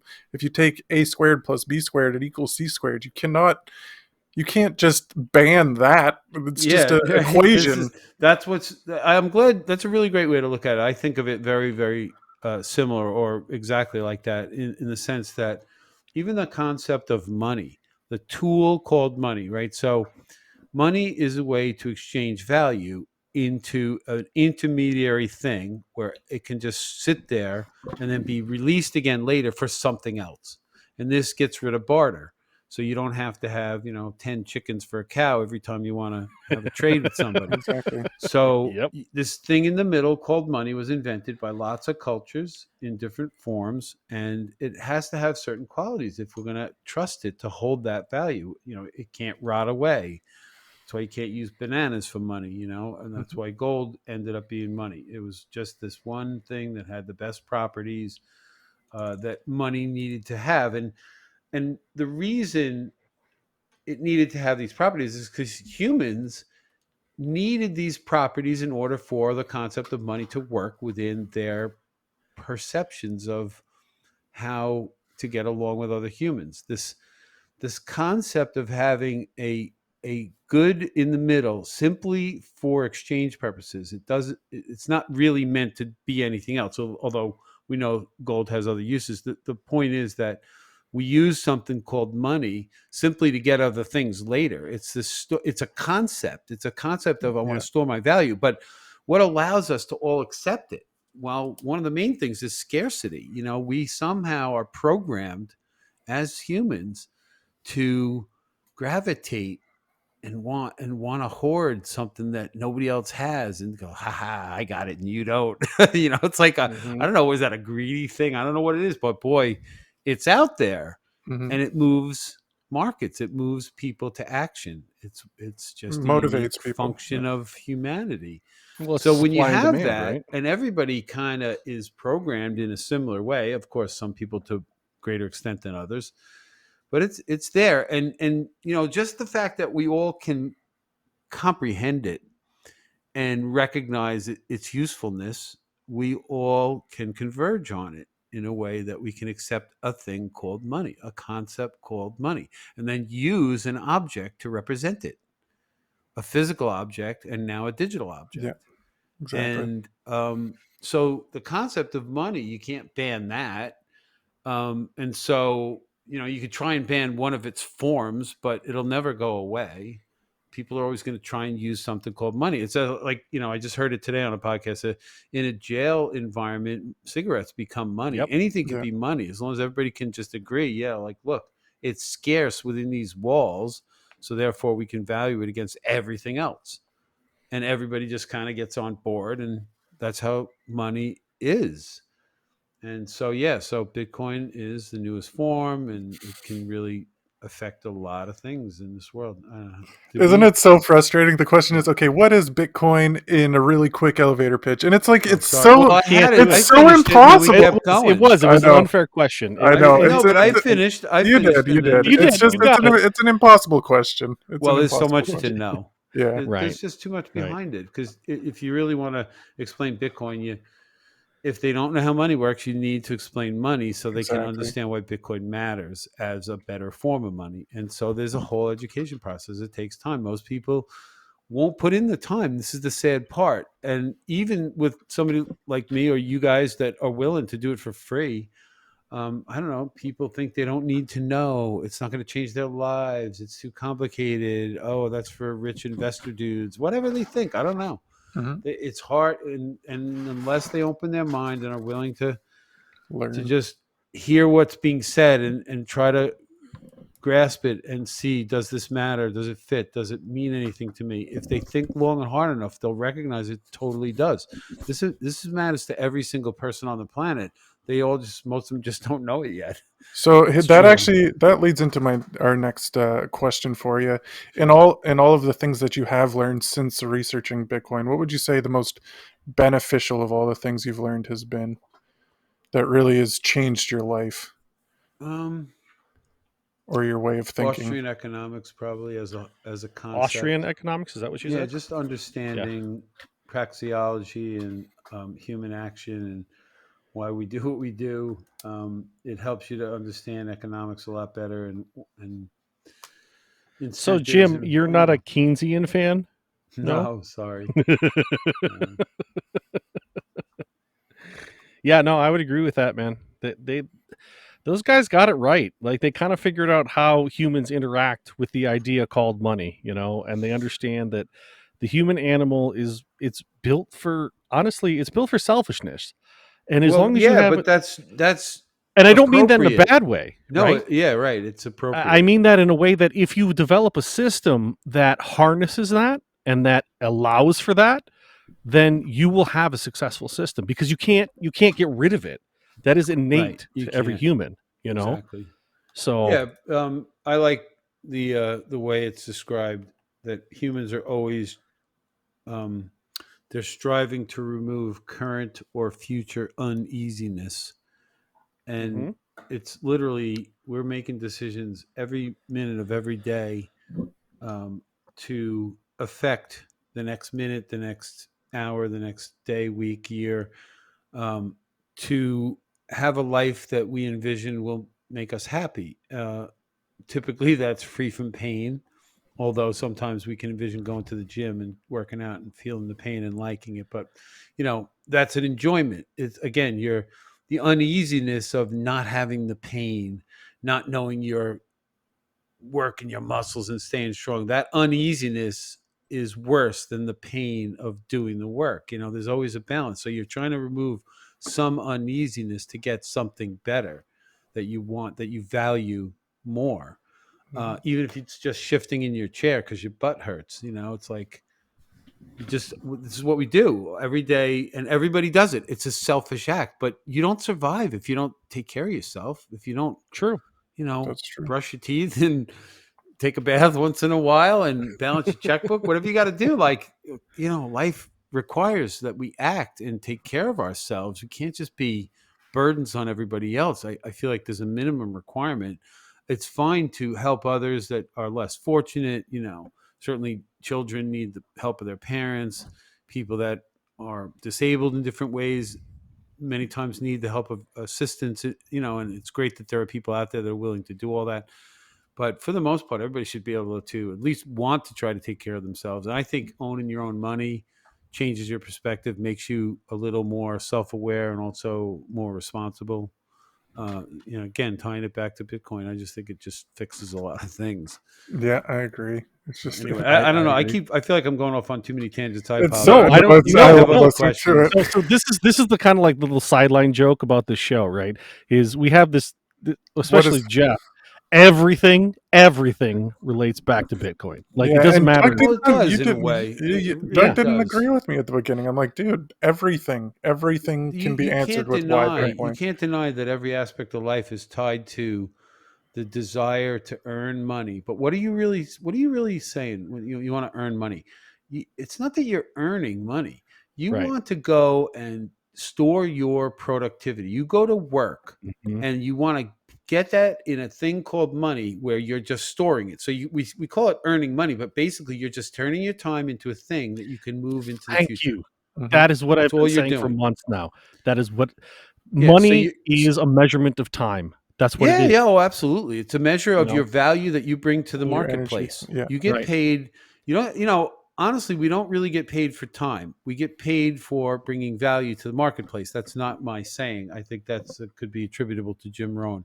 But the idea is, um, you think you're getting paid for time, and a lot of people calculate based on the time that you put in, but you're judged on the value. You keep getting paid because the person paying you decides the value is still worth it. Right. And so it's very easy to earn more money. You just have to become more valuable to the Mhm. marketplace. Yeah. You And you have to can So make your earn time way more more valuable. money in the same amount Exactly. of time. Yep. Most people don't see it that way. They think they have to, wait to get a raise or something else. No, you really just got to improve yourself. mhm. Exactly. And that's why And people that are working part-time jobs for hourly wages are the ones that are the most down because they're trying to find a way out of this system or trying to work harder and longer Well, hours. And, if they had money that they could store their productivity in that didn't diminish, then they would be incentivized to save. Then they would mhm, have the ability, capital to invest into themselves, into a sideline business or any other thing.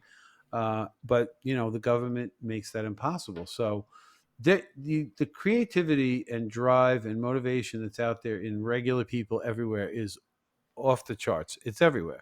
mhm. People have no problem working hard and wanting to get ahead. They are struggling, against the tide every day, and that most of them don't know it. And if they had the right money to earn and save in, oh man, humanity would just leaps and bounds better. that's why Everybody's lives would get better. It would just be like compared to now, it would literally be a utopia. That's what I think too. I mean, Yep. when Oh yeah. with money that the money system, fiat currencies that people use, that money is created to be spent, whereas with Bitcoin, it's created to be held for as long as you want it to, and it's Well, going to do it's more and You more created by to know, just hold can, sitting there. value, right? It's can I created to just hold value. Can I just address something about that? People would often say that it's meant to be held, and that's to some extent true, but it can never just always be held. It's Yes. impossible, Yeah. Right. especially if eventually everybody has to use it as their money. You have to spend it. Everybody needs to eat. Everybody needs to do things, and so the money flows around, and now it goes into the hands of those most capable of saving it and living on less than what they take in. Mhm. And some people will always be good at that, and some people will always be poor at that, and it will never matter that there's good money around. Some people will still be poor. Yeah, I agree with that. Yeah. If people continue to be greedy and want more stuff rather than a better life, then they'll just keep buying cool cars and Well, but whatever there's else. always And going to be somebody who doesn't work as hard. There's always going to be, I Yeah, mean, and but you don't have to work hard if you don't want anything. exactly. You shouldn't have to work hard, and if you have good money, you can store your value, and you might not have to work nearly as hard, and you could live at a nice, comfortable level, or even a very meager level, as long as you're not bothering anybody. There's no reason you should have to live on millions if you don't want to, and you just want to sit in the sun every day, and you don't have to go to work because you don't need much. Nothing wrong with that. It shouldn't no, be. I That's the agree. biggest trap that That's my people get dream, man. into. I want off the grid, man. I want my 40 acres somewhere and I can just garden and, feed my family that way and enjoy, like you said, enjoy the sunshine and, do what I want to do. I don't want to, Yeah, Yeah, that's I know some people. We're gonna build. I think I'm pretty much going to be involved in this. I know the guy who owns the land has certainly expressed an interest to have me involved, but there's a lot of acreage down in Baja that a friend of mine owns that he wants to turn into a nice self-sustained development, and there's a guy who you can listen to. John Vallis just interviewed two guys today, but one of them goes by the name Untapped Growth on Twitter.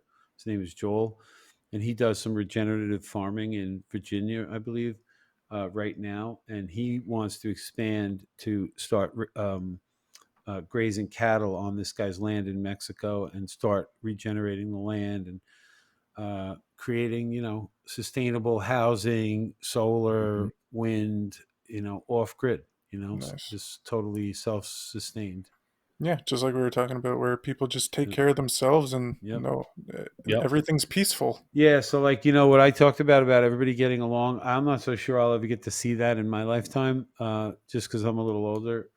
But uh, I might be able to just get away for the rest of my life and just not be bothered. And where this guy's land is pretty remote. It's pretty arid. It needs to be irrigated, but apparently there's water underground. And so if it can be pulled off and turned into something, it's far enough away from everybody so that for at least a little while you might be able to get away with being not hassled and invaded and tried to taken over by some other bunch of shitheads out there that Hmm. decided they have some claim over you. Well, 3D printing will help you with that, just for the Yeah, record. well, that's another thing. As I was saying before about, are you really going to be able to? Is any other group of people from any other country really going to be able to get on boats and planes, go over, land on a shoreline, especially in a place like America where people own tons of guns already, and just start taking over the whole place? And people are just going to sit there and let it happen. I just don't. They can't bring in enough missiles and tanks and shit. They wouldn't get more than a few miles inland before they would just. There's too many people here. Right. You know what I mean? Like, Well, I don't know. Afghanistan has taught that to many countries over the years, right? The I Russians lived couldn't through do it. Vietnam, okay, and I Okay. couldn't believe that we were sending people over there to bomb and kill people, and I could never see the reason for it. And maybe I was young, so I didn't try to understand politics, but you know, how did the largest, greatest nation on earth not win Right. against a bunch of, you know, Hmm. pe- you know, Honestly, Viet Cong in the they're jungle farmers, with right? bare They're feet and farmers. rifles? What's that? Yeah. They're just farmers, right? They're Yeah, just like, it's insane because they yeah. live there. They weren't going to just go peacefully. Right. They're going to Right. die. They don't care. They're not being kicked off their land. It's disgusting that we went over there and destroyed millions of lives. It's so disgusting. I And the I people can't Yeah. that agree do with this you more. extend armies all over the world still to this day. They're all just the parasites of the world. Every last one of them. It's so disgusting. All right, let's Oh, switch gears just a little bit. We got sure. like one I got one or two more questions for you, all right? And then we'll let you go here. But I do want to know, because this is something that I have experienced being new to the space. There's a lot of people who want to talk this down. And I'm not talking about people that maybe have a different opinion in terms of how to deal with the problems, like a Peter Schiff, right? Peter Schiff sees a lot of problems with the world and with the monetary systems and everything else. He just has a different solution. I'm not talking about him. I'm talking about people that literally want to for they want to like strangle Bitcoin in the cradle. You know what I'm saying? So they come up with ideas, these FUD ideas. All right. What is your favorite FUD that is, I don't know, for whatever reason, like it's humorous to you, or it's so Hmm. easy to shut down, you just feel like anyone should be able to see through the lies that it is or whatever. But what is your favorite FUD?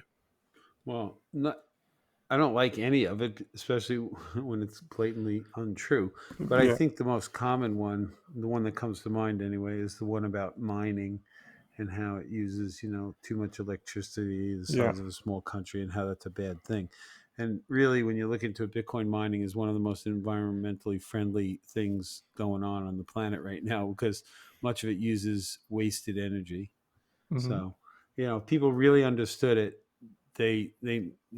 I explain it to people, and when they hear it, they don't know what to say because they've never heard it before. So they can't say, no way, that's not true, because they would have no idea what they're even saying.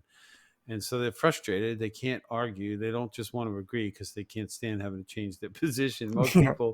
Most people, boy, you shoot down their argument. They just are not. Look, They we're all just guilty. won't I'm sure admit I'm the they're same. wrong. Yeah. Most people do not just go, man, was I wrong about that? Nope. They just want to go, yeah, I don't care what you say. It's I still it's so believe whatever. I don't know. I think the energy No, one no is more so funny. argument. You're still wrong now. Yeah, Right, right, I right. don't know.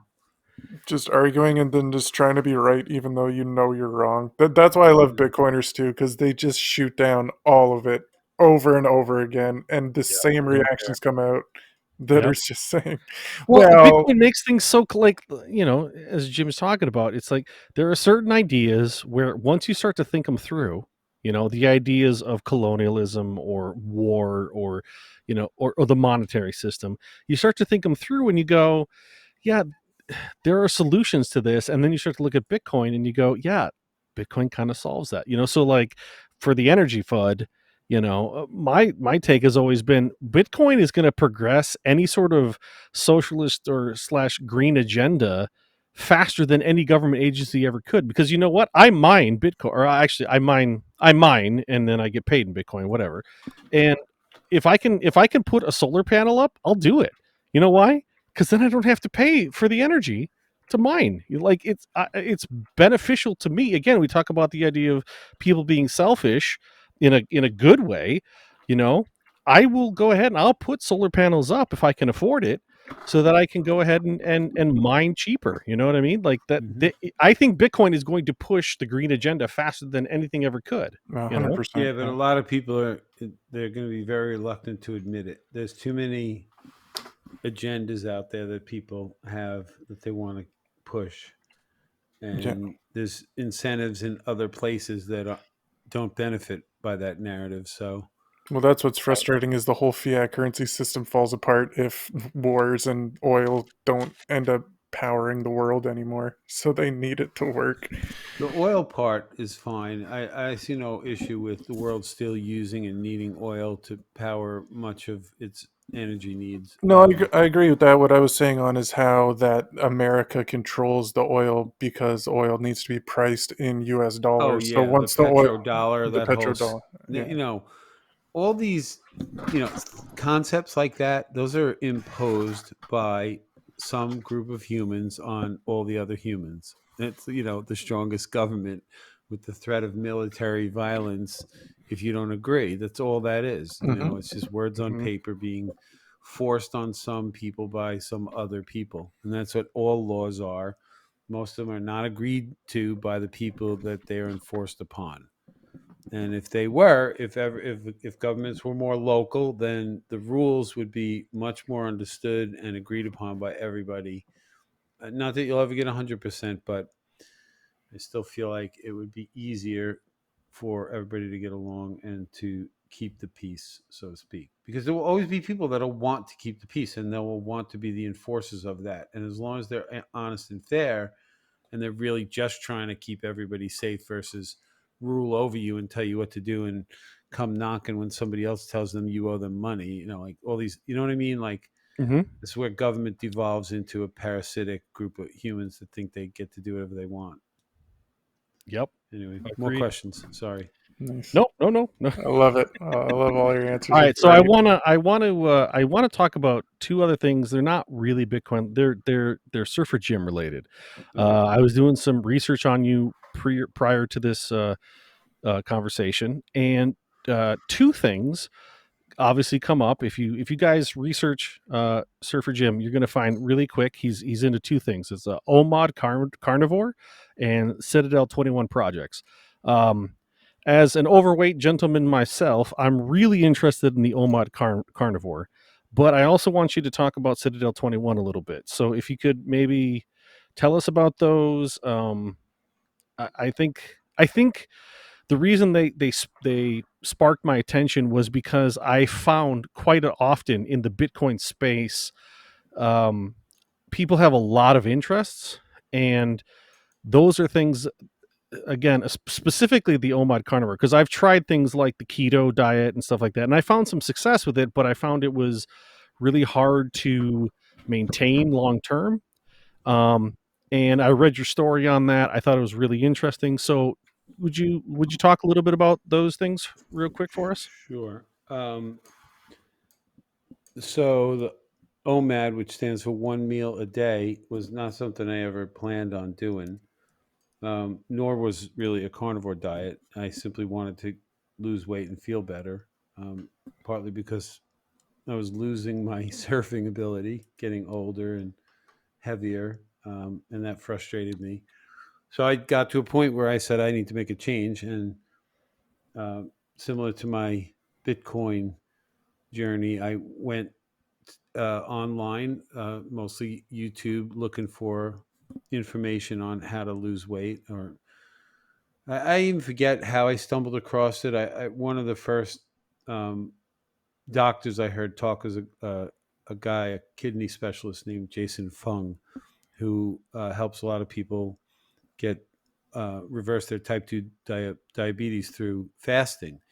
And so the concept of intermittent fasting is that's where I learned that, where you have an eating window where you eat, from one point to another, and then you stop, and then you don't eat for the rest of the day. And people choose different windows. And I had an 8-hour window during my first attempt at this, and I was eating the same crappy food I always ate. But I was doing it. I was hungry, but I still did it. When I got to the beginning of my eating window, I was just ravished and ate whatever I wanted. But I did slowly lose weight, and I guess probably the best part about it was I lost weight over a fairly long period of time, very slowly.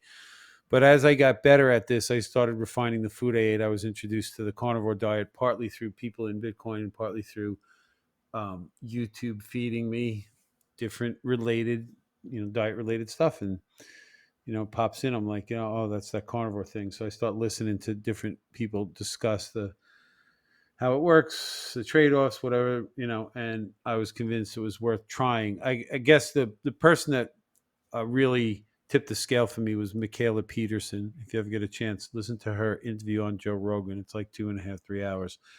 But this girl was very unhealthy as a child growing up and a teenager and into her 20s. And she basically figured out that she had no symptoms when she was just eating beef and salt and water.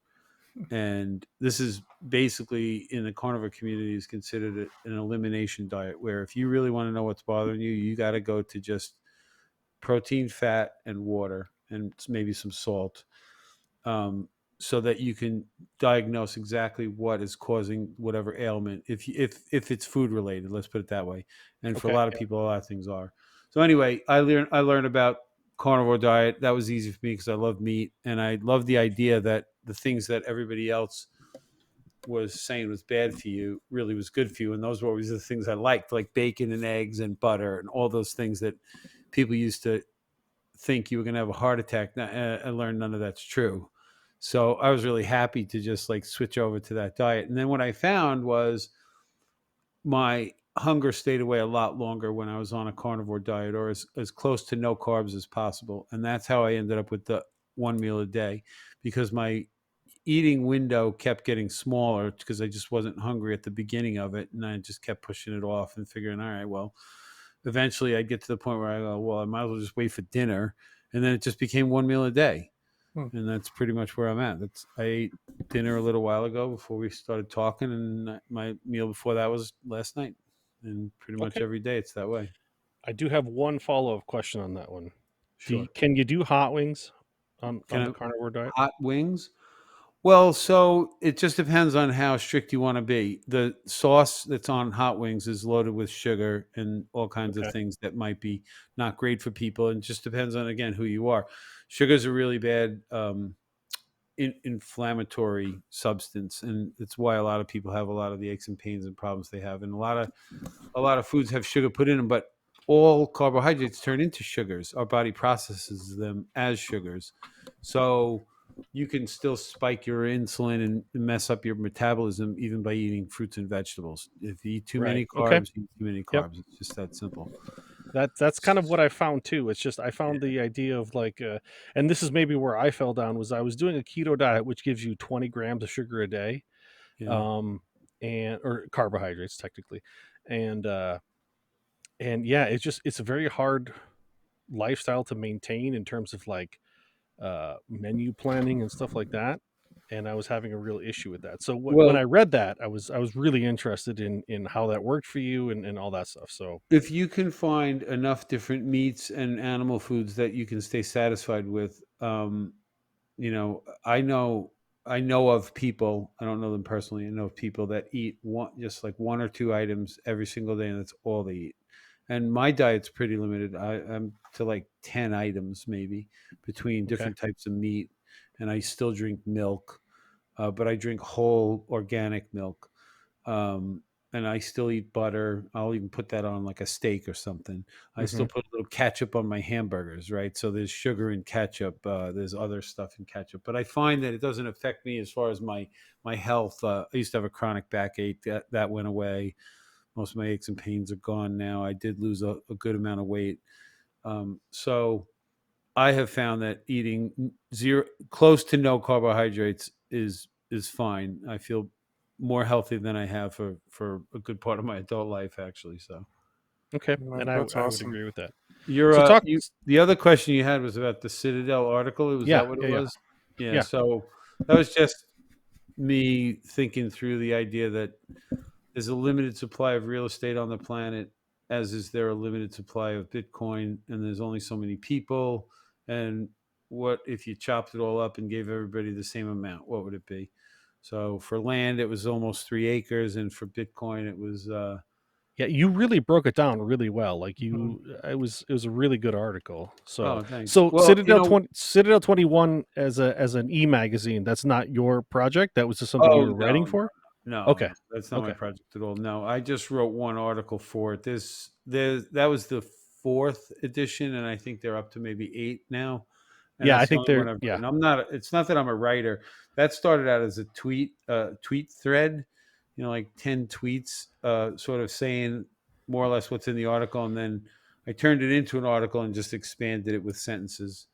But No, but it the yeah. idea is simply a mathematical exercise of deciding how many people on the earth, how much land, and I had to decide, well, how am I going to figure out the land? You go on the internet, there's all kinds of websites that try to tell you how much land is out there, but then they'll also break it down into land that we live on, land that we farm with, land that is mountainous that nobody lives on. So I try to use just usable land, so that reduces the amount of from actual land down to the land we use for as humans. So, Antarctica is not probably not included. I don't know. But I just used whatever number I found on the website, and I think in the online article I put the links so you can go to find the same website and see where I got my numbers from. So, you know Yeah. what? Change the numbers all you want. Plug in different numbers. The concept numbers changes. That was And the whole I'll point put of a the link. I'll article. put a link in the description to that Well, article because it was so a as really good article. My so favorite part about it was that there was a certain amount for every person, and so well, long as I don't get in a major boating accident, I have more than my fair share.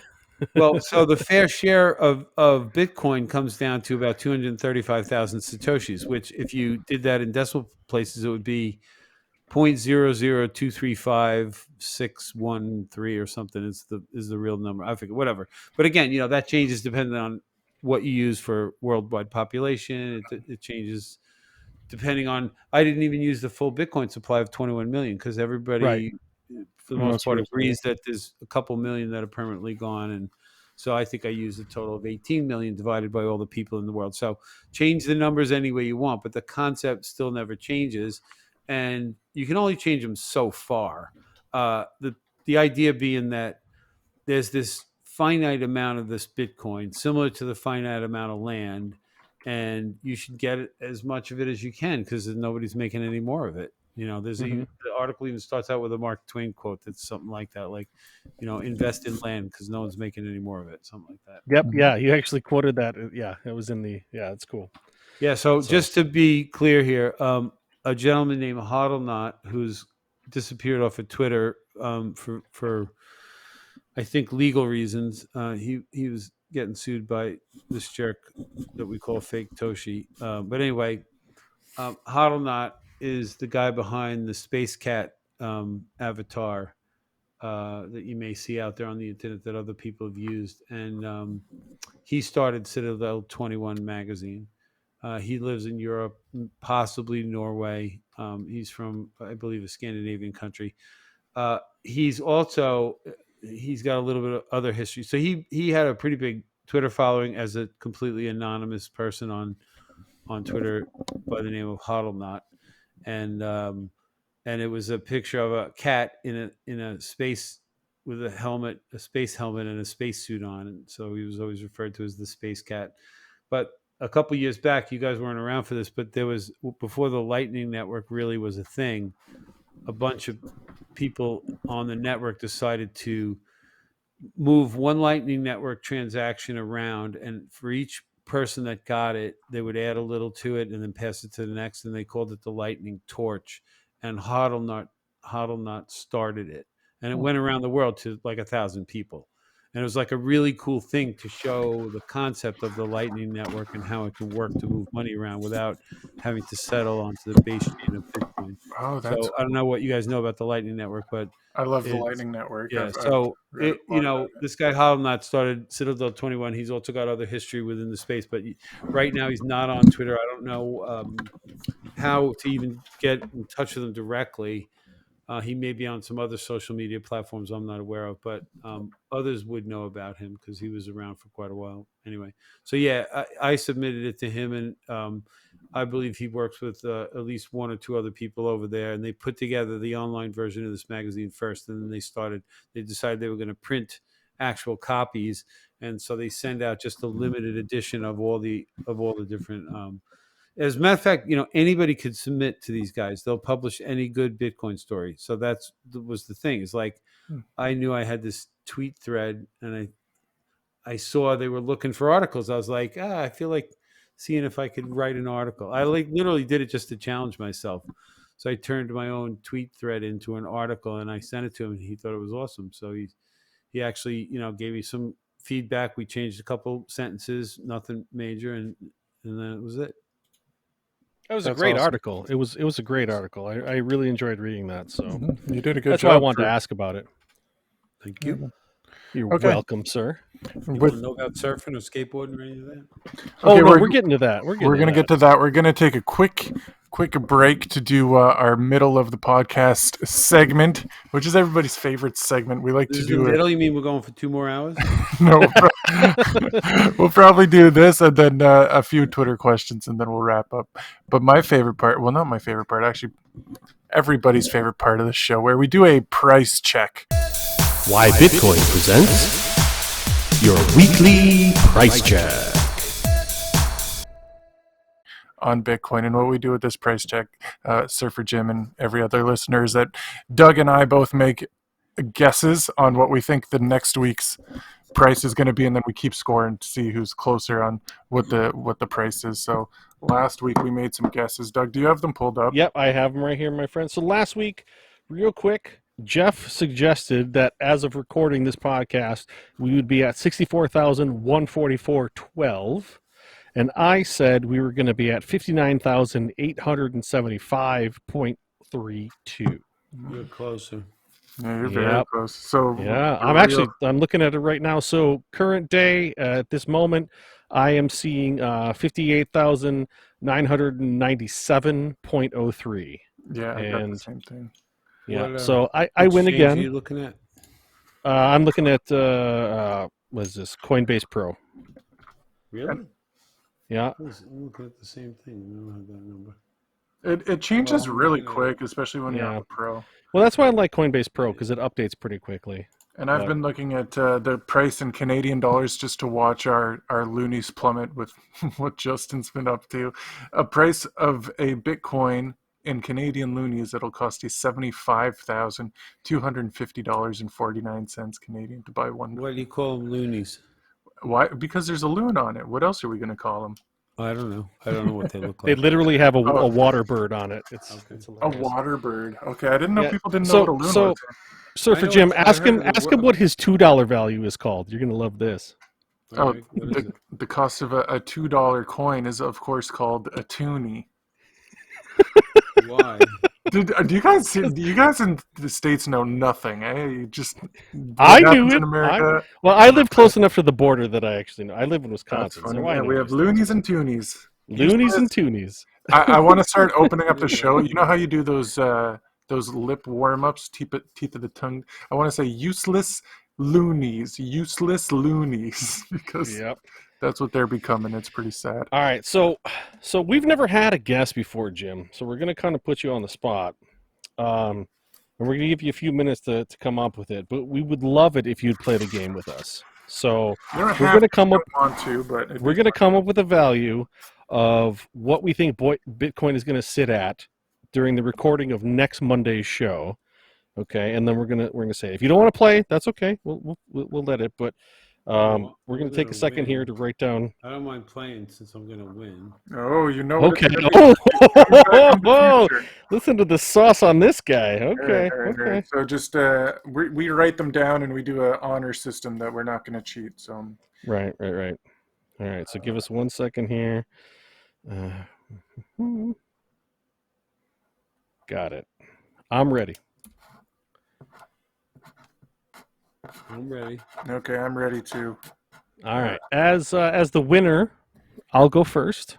Give you guys a chance. So I think as of recording next week, Bitcoin is going to sit. It's going to probably spike up and come back down again to $61,420.69. Okay, so you think we could crack above 60? That's fair. Mhm. I've changed my theory. I'm now just Okay. going on what the moon says, and so now I'm thinking we're just not going to go up until the new moon, which is on the 14th or something. So next week, we're going to remain sideways for one more week, and when we do this podcast next week, it's going to be some astronomical bet that I make. But next week, we're still going to be sitting at 59,465 is what my guess And is. you got a penny on that or no? Oh, and 44 cents. Sounds great. All right, Surfer All right. Jim.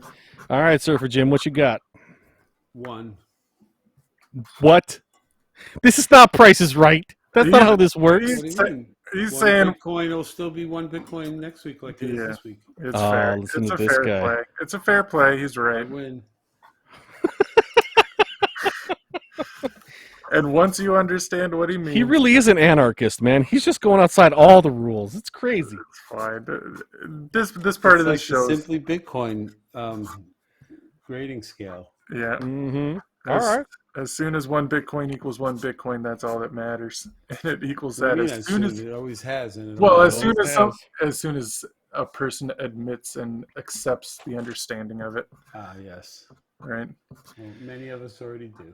Yeah, I know, I agree, but we got to make the people. I mean, the reason I like doing the price check is because one of the major factors in getting interested about Bitcoin for a lot of people is going to be, hey, what is the price of that thing now? So it's fun to just remember that is an entry point to a lot of people, and the show is I know. for pre-coiners. Everybody factors, they calculate in dollars. I get it. And Yeah. I knew what you guys meant, but I hate trying to predict the price, Oh, I to be agree. honest. Yeah, Because we do it I for can fun. look at charts. I've been studying charts now for years. Not that I'm a trader. I just like looking at them because I want to know the price anyway. So I listen to traders. I watch the charts, and I wonder if these patterns they talk about are actually there. And sometimes I see them, and I think I wonder if I would have made a good trade. But I never trade. I have it, so I just let it sit there. And I Yep. see a pattern right now on a daily chart that could easily turn back down, and in the next 3 to 4 days could be under, like, or even a week from now could be as low as, like, let's see, we can go below that low and still be pretty safe. Yeah, low 50s, Yeah, I agree. and still be in a That's what I generally was bullish thinking. trend. So I'm it going to be depends on the honest with you, time Jim. scale I'm that kind of these hoping traders. you're right. Sorry, what was that? I said I'm kind of hoping you're right because I'm looking to move some money from other places to Bitcoin, Yeah. and it would Look, be nice I would if have I no could. problem with it. When it started running way past 10,000, 11, I kept thinking, no way, I can't believe how expensive it's getting. And always knowing it would get to this point, but When it really happens. because I still see it going to 1 million or more in my lifetime, it's still dirt cheap to me. So I still No, I have no agree. problem buying any. And if it dropped a few thousand from here, it wouldn't bother me a bit. Yeah, I agree. It's still fun to just watch it go though. Like you said, once you see it going over those numbers, like for us, just for me personally, the 20,000 numbers, or late 20, I guess 30 was more like it. So to me, it hasn't changed much. Whereas once it starts hitting those 6-digit numbers, it's going to be like, whoa, this is crazy. It still Yeah. matters just as much, but it's still just interesting Well, to but watch. he does bring up a good point, right? Like once you get to a certain threshold mentally, Mhm. it really doesn't matter. You know Yeah. what I mean? Like this is kind of for the folks that just they're not quite there yet. You know what I mean? Like I think of my Bitcoin in terms of what it's going to be worth in the future, not necessarily what it's pegged at against the U.S. dollar Right. today. Mhm. no, I think most people that are this far into the game, especially you're obviously farther along. I think they look at it. They don't even look at it in dollar terms. They look at it in what is it worth? Like what is the actual value, right? Like how many? You're a construction guy, right? How many nails can I buy, right? How Well, many? all right. I just want to cut you off right there because I don't think that granularly yet. I still Really? Okay. Yeah, because I still live in a dollar world. All my expenses I still earn and spend in fiat. I just save in Bitcoin, Mhm. and Okay. so I'm constantly calculating what my purchasing power is in dollars. I have a spreadsheet that keeps track of how many sats I have in what location and what their dollar value is. I could change just one number based on the current dollar value, and all the, based on the amount of sats, all the other columns change and the total changes. And so I'm still judging it in US dollars because I have no other way to judge it. I have no other way to have a sense of what could this buy me right now, today. I Okay. know what a new car costs, so now I can judge against how many sats I have, how many would I need to buy a new car today. Then I could just do an imaginary calculation. Okay, well, what if the exchange rate for a US dollar changes in 3 months and doubles? The price of the car is not going to double in 3 months. Therefore, my purchasing power is going to double because my Bitcoin went up, but the price of the car didn't go up at the same rate. Mhm. So for now, myself and most people on the planet are going to continue to value their Bitcoin relative to the fiat money system all around them. And then only when everybody switches over someday will people just start talking and thinking and visualizing in a new form of money at every level. I, Mhm. I just think it's going to take a while, especially for somebody like me that lived my whole life measuring everything in a US dollar. It's like, 60 years of that. It's not going to It's just not going to drop change out of my overnight. head too easily, no matter how Right. much I might try. Mhm. Right. Understandable. Yeah. Okay, let's just to ease it up here at the end, we have the few Twitter questions that people are dying to hear. The first of which Yeah, comes right. from Toxic Bitcoiner. SurferJim, he wants to know, how long have you been surfing and what about it do you like? 46 years. That's And amazing. what I like about it is the sense of peace and freedom and connectedness of being out in the ocean, a sense of um, you're subject to the forces of nature, and you're willingly putting yourself out there, trying to sync up with that energy. When you paddle for a wave, stand up and then ride it. There's no propulsion in your board. It doesn't have its own power. You're working with the natural elements around you. What you're actually doing when you're riding a wave is you're falling. The wave is rising up under you, so you're in a constant falling um, sort of condition. The wave is rising up under you, and so you're going downhill. So you're riding, and then as you make the turn at the bottom of the wave, you're slowing the board down, and then you're almost stopping it on a piece of water that rises up, and then you turn with it and you rise up the face of the wave. It looks like you're riding up the face of the wave, but you're really stopped on one little piece of water that's rising up the face of the wave. Then you turn at the top and now slip back down, and you're balancing with this natural flow of energy in the water that's moving forward towards the beach. And it's the most amazing feeling. And all of that connectedness, you're out there sitting there waiting for one of these things to come, and just looking at I don't know, the horizon, or the birds, or dolphins swimming by, or any number of things that's part of your sensory experience. It's just a really weirdly peaceful and yet sometimes dangerous, scary. I don't know. There's so many elements that come into it. There's days when it's really overcast and cloudy and windy and rainy, but the waves are just really good. And there's guys out there, and they're not, it's just this totally unique, different feeling from a beautiful sunny day with the exact same roughly type of waves. And I don't know, so many different experiences. And then this connectedness of connecting with the motion of the wave moving towards the beach it's one of the hardest things in my opinion, because you're not just controlling yourself, but you're trying to do that on a moving playing field.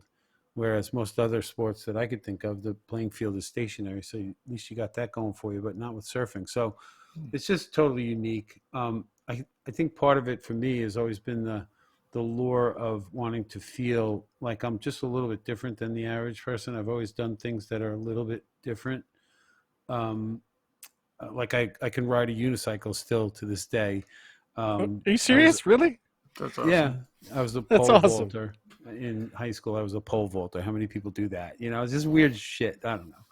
And then surfing was not normal. Like a lot of people didn't do it, especially when I started. And skateboarding, same thing.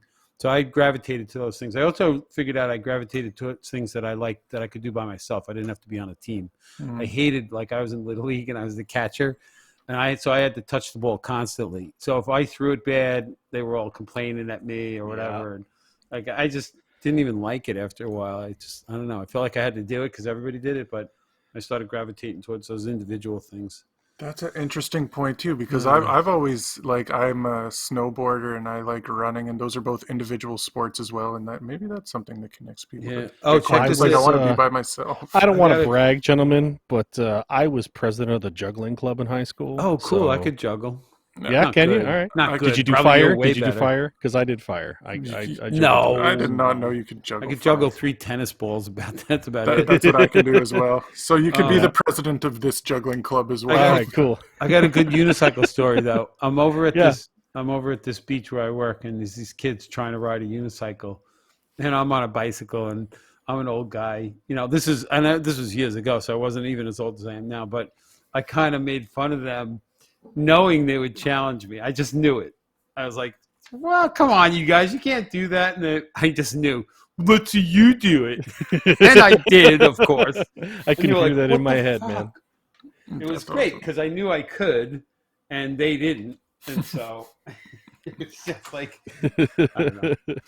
I kind of That's just awesome. knew that I baited them so perfectly, and they took the Old bait. school is best It was- school, brother. That's just the way it is. I'm sorry, but Yeah, so I would just love how- to actually have access to one again because I think I still could easily ride one. It was never once I got it, I never found it hard after that. Even and like the one I jumped on with those kids, it was way too short for me, and I still did it. oh yeah, okay, cool, Yeah. cool. Yeah, because I'm kind of it does have to be just the right height, right? Like it has to. Oh, totally. That makes such a Yeah. difference. I used to have one. I had a guy in my neighborhood that was a welder, and he would always help the kids in the neighborhood fix their bicycles if they broke or something. Like he would just weld stuff for us.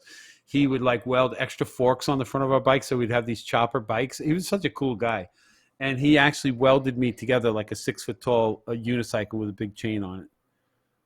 And I used to Wow. ride that up and down the street. I used to get on it. How next the to hell do you get telephone up pole. on that? Something like Yeah, that. next to the Like- telephone pole. I would Oh, put okay, up a little okay. step stool or a ladder, and I'd lean over there, and I'd get on the seat, and then I'd just push myself away and start riding down the street. That's awesome, dude. That is awesome. That's rad. But Anyway, now, what see, else you now- got for me? Okay, last All right. question. All right, so listen, I just want to preface this question. If you don't want to answer it, you don't have to, because I don't know what Pandora's box we're about to open here. Because honestly, I'm not as up on the. Doug missed out on the whole thing. Yeah, so Fine.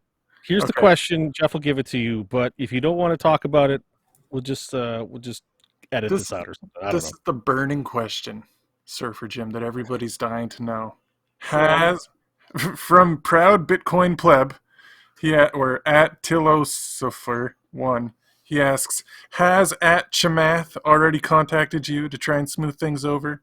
And if not, will you go and see him at the conference before or after the conference? I would never expect him to contact me, and so he hasn't. And I have no intention of searching him out and talking to him for any reason. I take the perspective that he's completely unaware of what's going on. in the Twitter sphere regarding me and songs about me and other stuff, which I think is insane in some ways, although I very much appreciate the sentiment, and I don't mind being sort of a mascot for a point of view that other people totally. hold. That's really all this is like a lot of people don't You definitely were put in the spotlight for something that you didn't really ask for. Well, I put the tweet out there. Every time you do that, you gotta know that some unintended consequence might happen. Yeah, that's right? true. I mean, I didn't expect it, of course, not at all. But really, it would have been nothing if the guy didn't say anything. But he just decided that day to put me down, just a regular dude, and the community didn't like it. I didn't call people up and say, "Hey, help me out here." It was completely voluntary. Everybody piled on, and just people are writing poems and songs, and I'm like, holy shit, this is crazy. So look, The I don't Ballad know of what's going to happen, SurferJim. right? I'm going to go to 2021. There's going to be a lot of people, 10,000 people. I'm going to say that most people are unaware of this, because I think half of the crowd's going to be a bunch of shitcoiners that aren't plugged into this whole thing and don't even know anything much about it. But I could be wrong. But I also know that there's enough people that are going there that might make a stink and might start singing SurferJim sea shanty that they got going. God, that'd be awesome. You know about this thing? This is a real thing, Doug, if you haven't heard it. I haven't. No. Please explain. You don't know 'cause about this? No. We'll play it man. at the end of this. No. Some guy wrote a poem, and about this whole thing, and then somebody else decided to put it to music, and he did a sort of folk guitar thingy, which was really great, and somebody else decided that it needed the tempo of what they call a sea shanty, like a Irish brogue type of a song that you would, living along the coastline, and you would sing it next to the fire at night, or I don't know what the hell, I'm not even sure the whole cultural significance, but God damn, I love Bitcoin culture. Another dude. It's so guy crazy. recorded the same song with the same poem with this completely different feel to it, with an Irish brogue. And somebody else decided, we need to turn this into a full-fledged song with lots of backup singers. And so right now there's a recruiting effort you can join. You can record the chorus, and he will mix your voice on top of 100 other people I'm in. singing the chorus. I'm in 100%. I'm in. No, So we'll where have do to I got to find go the for link. this? I Is there a don't know. web? Is there a I'd web have to link or find something? it online. We'll I'll find the find it. link and post it. All right, I'd have to SurferJim search sea for shanty. it. I I'm wasn't in. going to be singing since I can't sing. So I'll look for the link, and I'll send it to you guys DM. Right on. Okay. Cool. See if I can find it. And with that, Yeah, so this is all stuff that I had no control over. People just decide they want to do this crap. Like, these people don't really know me. They just see me on well, Twitter everybody or knows SurferJim. podcast. Well, I got a lot of friends who actually know me pretty well. I spent a week in Colorado in February with 12 Bitcoin friends that I met off the internet that That's were all awesome. such good friends. We wanted to go hang out and go snowboarding and skiing together. Nice. And it was awesome. So there's a bunch of people I know actually very well, but most people don't know me well. I think it's just the whole, what it stands for, the rich billionaire guy putting down the little regular dude, and nobody likes It does that. chafe. It does chafe, doesn't it? It's one of those things where it tends to I don't know. It rubs people the wrong way, definitely. You know? Well, yeah. What I found interesting and sad to say at the same time is the amount of likes he got for his side of that conversation was at least equal to, if not more, than the people that jumped on my side. But I see that as a tremendous win for the Bitcoin side, because from a ratio perspective, we killed it. This community killed it. The amount of people in the community, or the amount that responded relative to what's in the community versus the amount of people that follow. And if you just went by my followers, let's just say the people who knew me, who might have seen the tweet based on me posting it, versus the people that would have saw his side of it, he had like 1.5 million followers. So a lot of people are seeing his side of the argument, and they're his followers. So he could have had tens of thousands of likes, and he didn't get it. So it has a lot to say for, most of his own followers didn't agree with him, probably, or something. I don't know. Bitcoin leveled the playing field, not only in like, it doesn't matter how long you've been in Bitcoin. It doesn't matter how many Bitcoins you have. It's just depends on what you say, how you say it, and who you are as a person. And I think you really put him in his place. Well, I wasn't even really trying to put him in his place, just calling out shitcoiners that I my whole thing, I explained this on Bitcoin Magazine one night. They had me on. I thought it was just a Bitcoin only conference, and they assure me that it really is, in the sense that everybody's talk is supposed to only be about Bitcoin. But what some of these people do on the side, promoting shitcoins, to me is incongruent with the whole ethos. And so I question why it's even needed. To me, it's just probably somebody making some money that they don't want to let go of, and they're hoping they don't get scrutinized too closely. And then you got guys like me and the whole community that don't like it because they think it's sort of even disingenuous to folks like us who only think Bitcoin is worth discussing and all the rest of it is garbage. So I don't know. Anyway, I called it out because I was told that that's what we do. I was baptized in the land of toxic pleb Bitcoin shitcoining, I guess, or something. It's the best, man. I don't know. Right on. We're all proud of you for what you That's did. what I meant. Shit posting. Bitcoin. I think that's a huge part of the culture, though, right? Like, we don't. It is. Like, that's why I do it, because, like, I'm just like trying to be. I want to be accepted, of course, but it's also, the idea is like, call people out on bullshit. Why are we going to put up with it? Like, the mainstream media doesn't do it enough. There's not enough people that will challenge, bullshit and have debate over it. I don't know, whatever. It gets to the point where when you can't even debate people anymore, you just shit post and you just tell them to have fun staying poor, because sometimes it's just not worth the time. And that's where, we get this sort of toxic vibe, because after a while, hold on. My microphone just, it's going to be okay. That new microphone just rebelled against you. No, it's on one of those like stands where you can move it around, like with springs on it. You got all the bells and whistles. And it's connected to the side of the desk, and I don't know, it just kind of came off. That's all right. Sorry about that. No worries. No worries. Anyway, so I don't know, what was I just saying? What were we talking about? You're just talking about the ecosystem and how, Bitcoin, the culture around Bitcoin is one where we've all kind of had our eyes opened, and I feel like most of us don't have time for BS anymore. We've kind of seen the other side now, and it's like, look, we're just going to call stuff out. When we see something we don't like, we're just going to do it. And I love that part about the Bitcoin culture. Yeah. I don't agree with all of it. Like some people have takes that I'm not necessarily a fan of or whatever, but I think if we can maintain that as a culture, as a Bitcoin culture, where we're like, look, I'm going to, we go back to, we call back to this idea of free speech. I'm going to call your bullshit out, and you can call my bullshit out, and that's legit. Mm-hmm. But that's what there is no, there is no PC police. There is no. There's no feelings, just facts. Right. Right.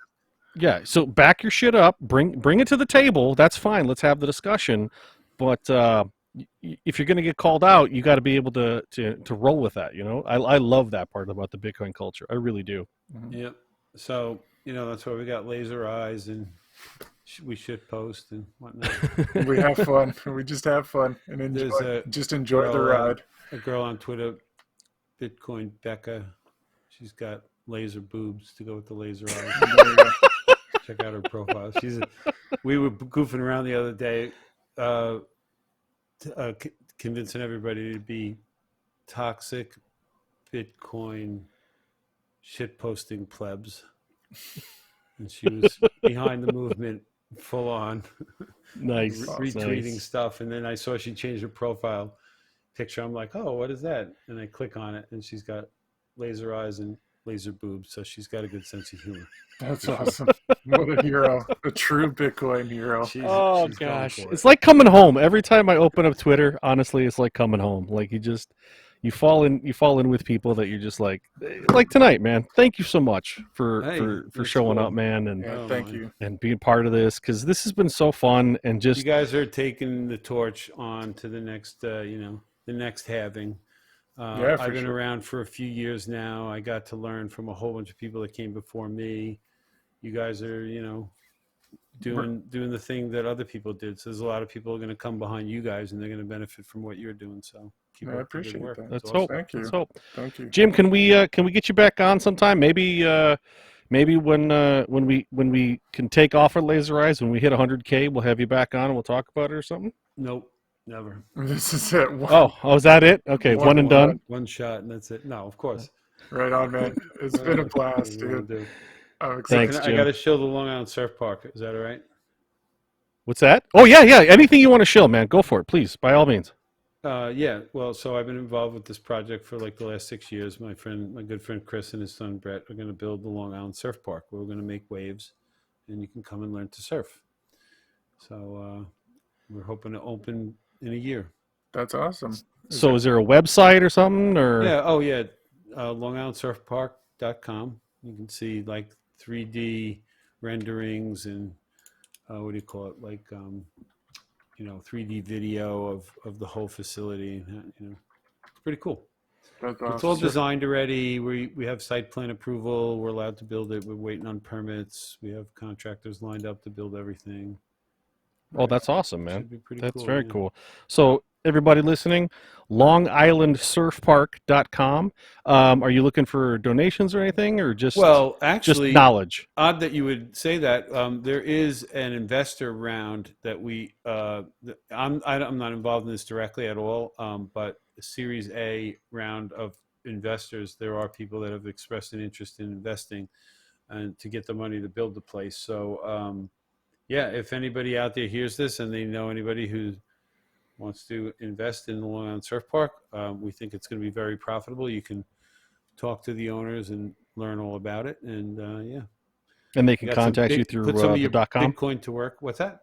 They can contact you guys through the .com. Oh, through that the you just gave up? website easily. Yeah, they could just contact okay. the owners and the guys in charge of everything. I've been helping with the design of the pool actually, in some ways, and they hired me to build a test tank to test the design of the pool. So we have a pool designer that lives in San Diego, but when it came to building the test tank and helping figure out some of the configuration of some of the parts of the pool, I ended up becoming part of the design team, and then I ended up having to build all this stuff in miniature relative to, we still have a big test tank, but it's miniature relative to the full-size pool. So we've been running tests in a little test tank to make sure all of our equipment's going to do what we think it's going to do, and we're going to make perfect waves, and it all looks really good. Awesome. Very cool. Very different, right? That's kind of like your mantra, right? Like that's not.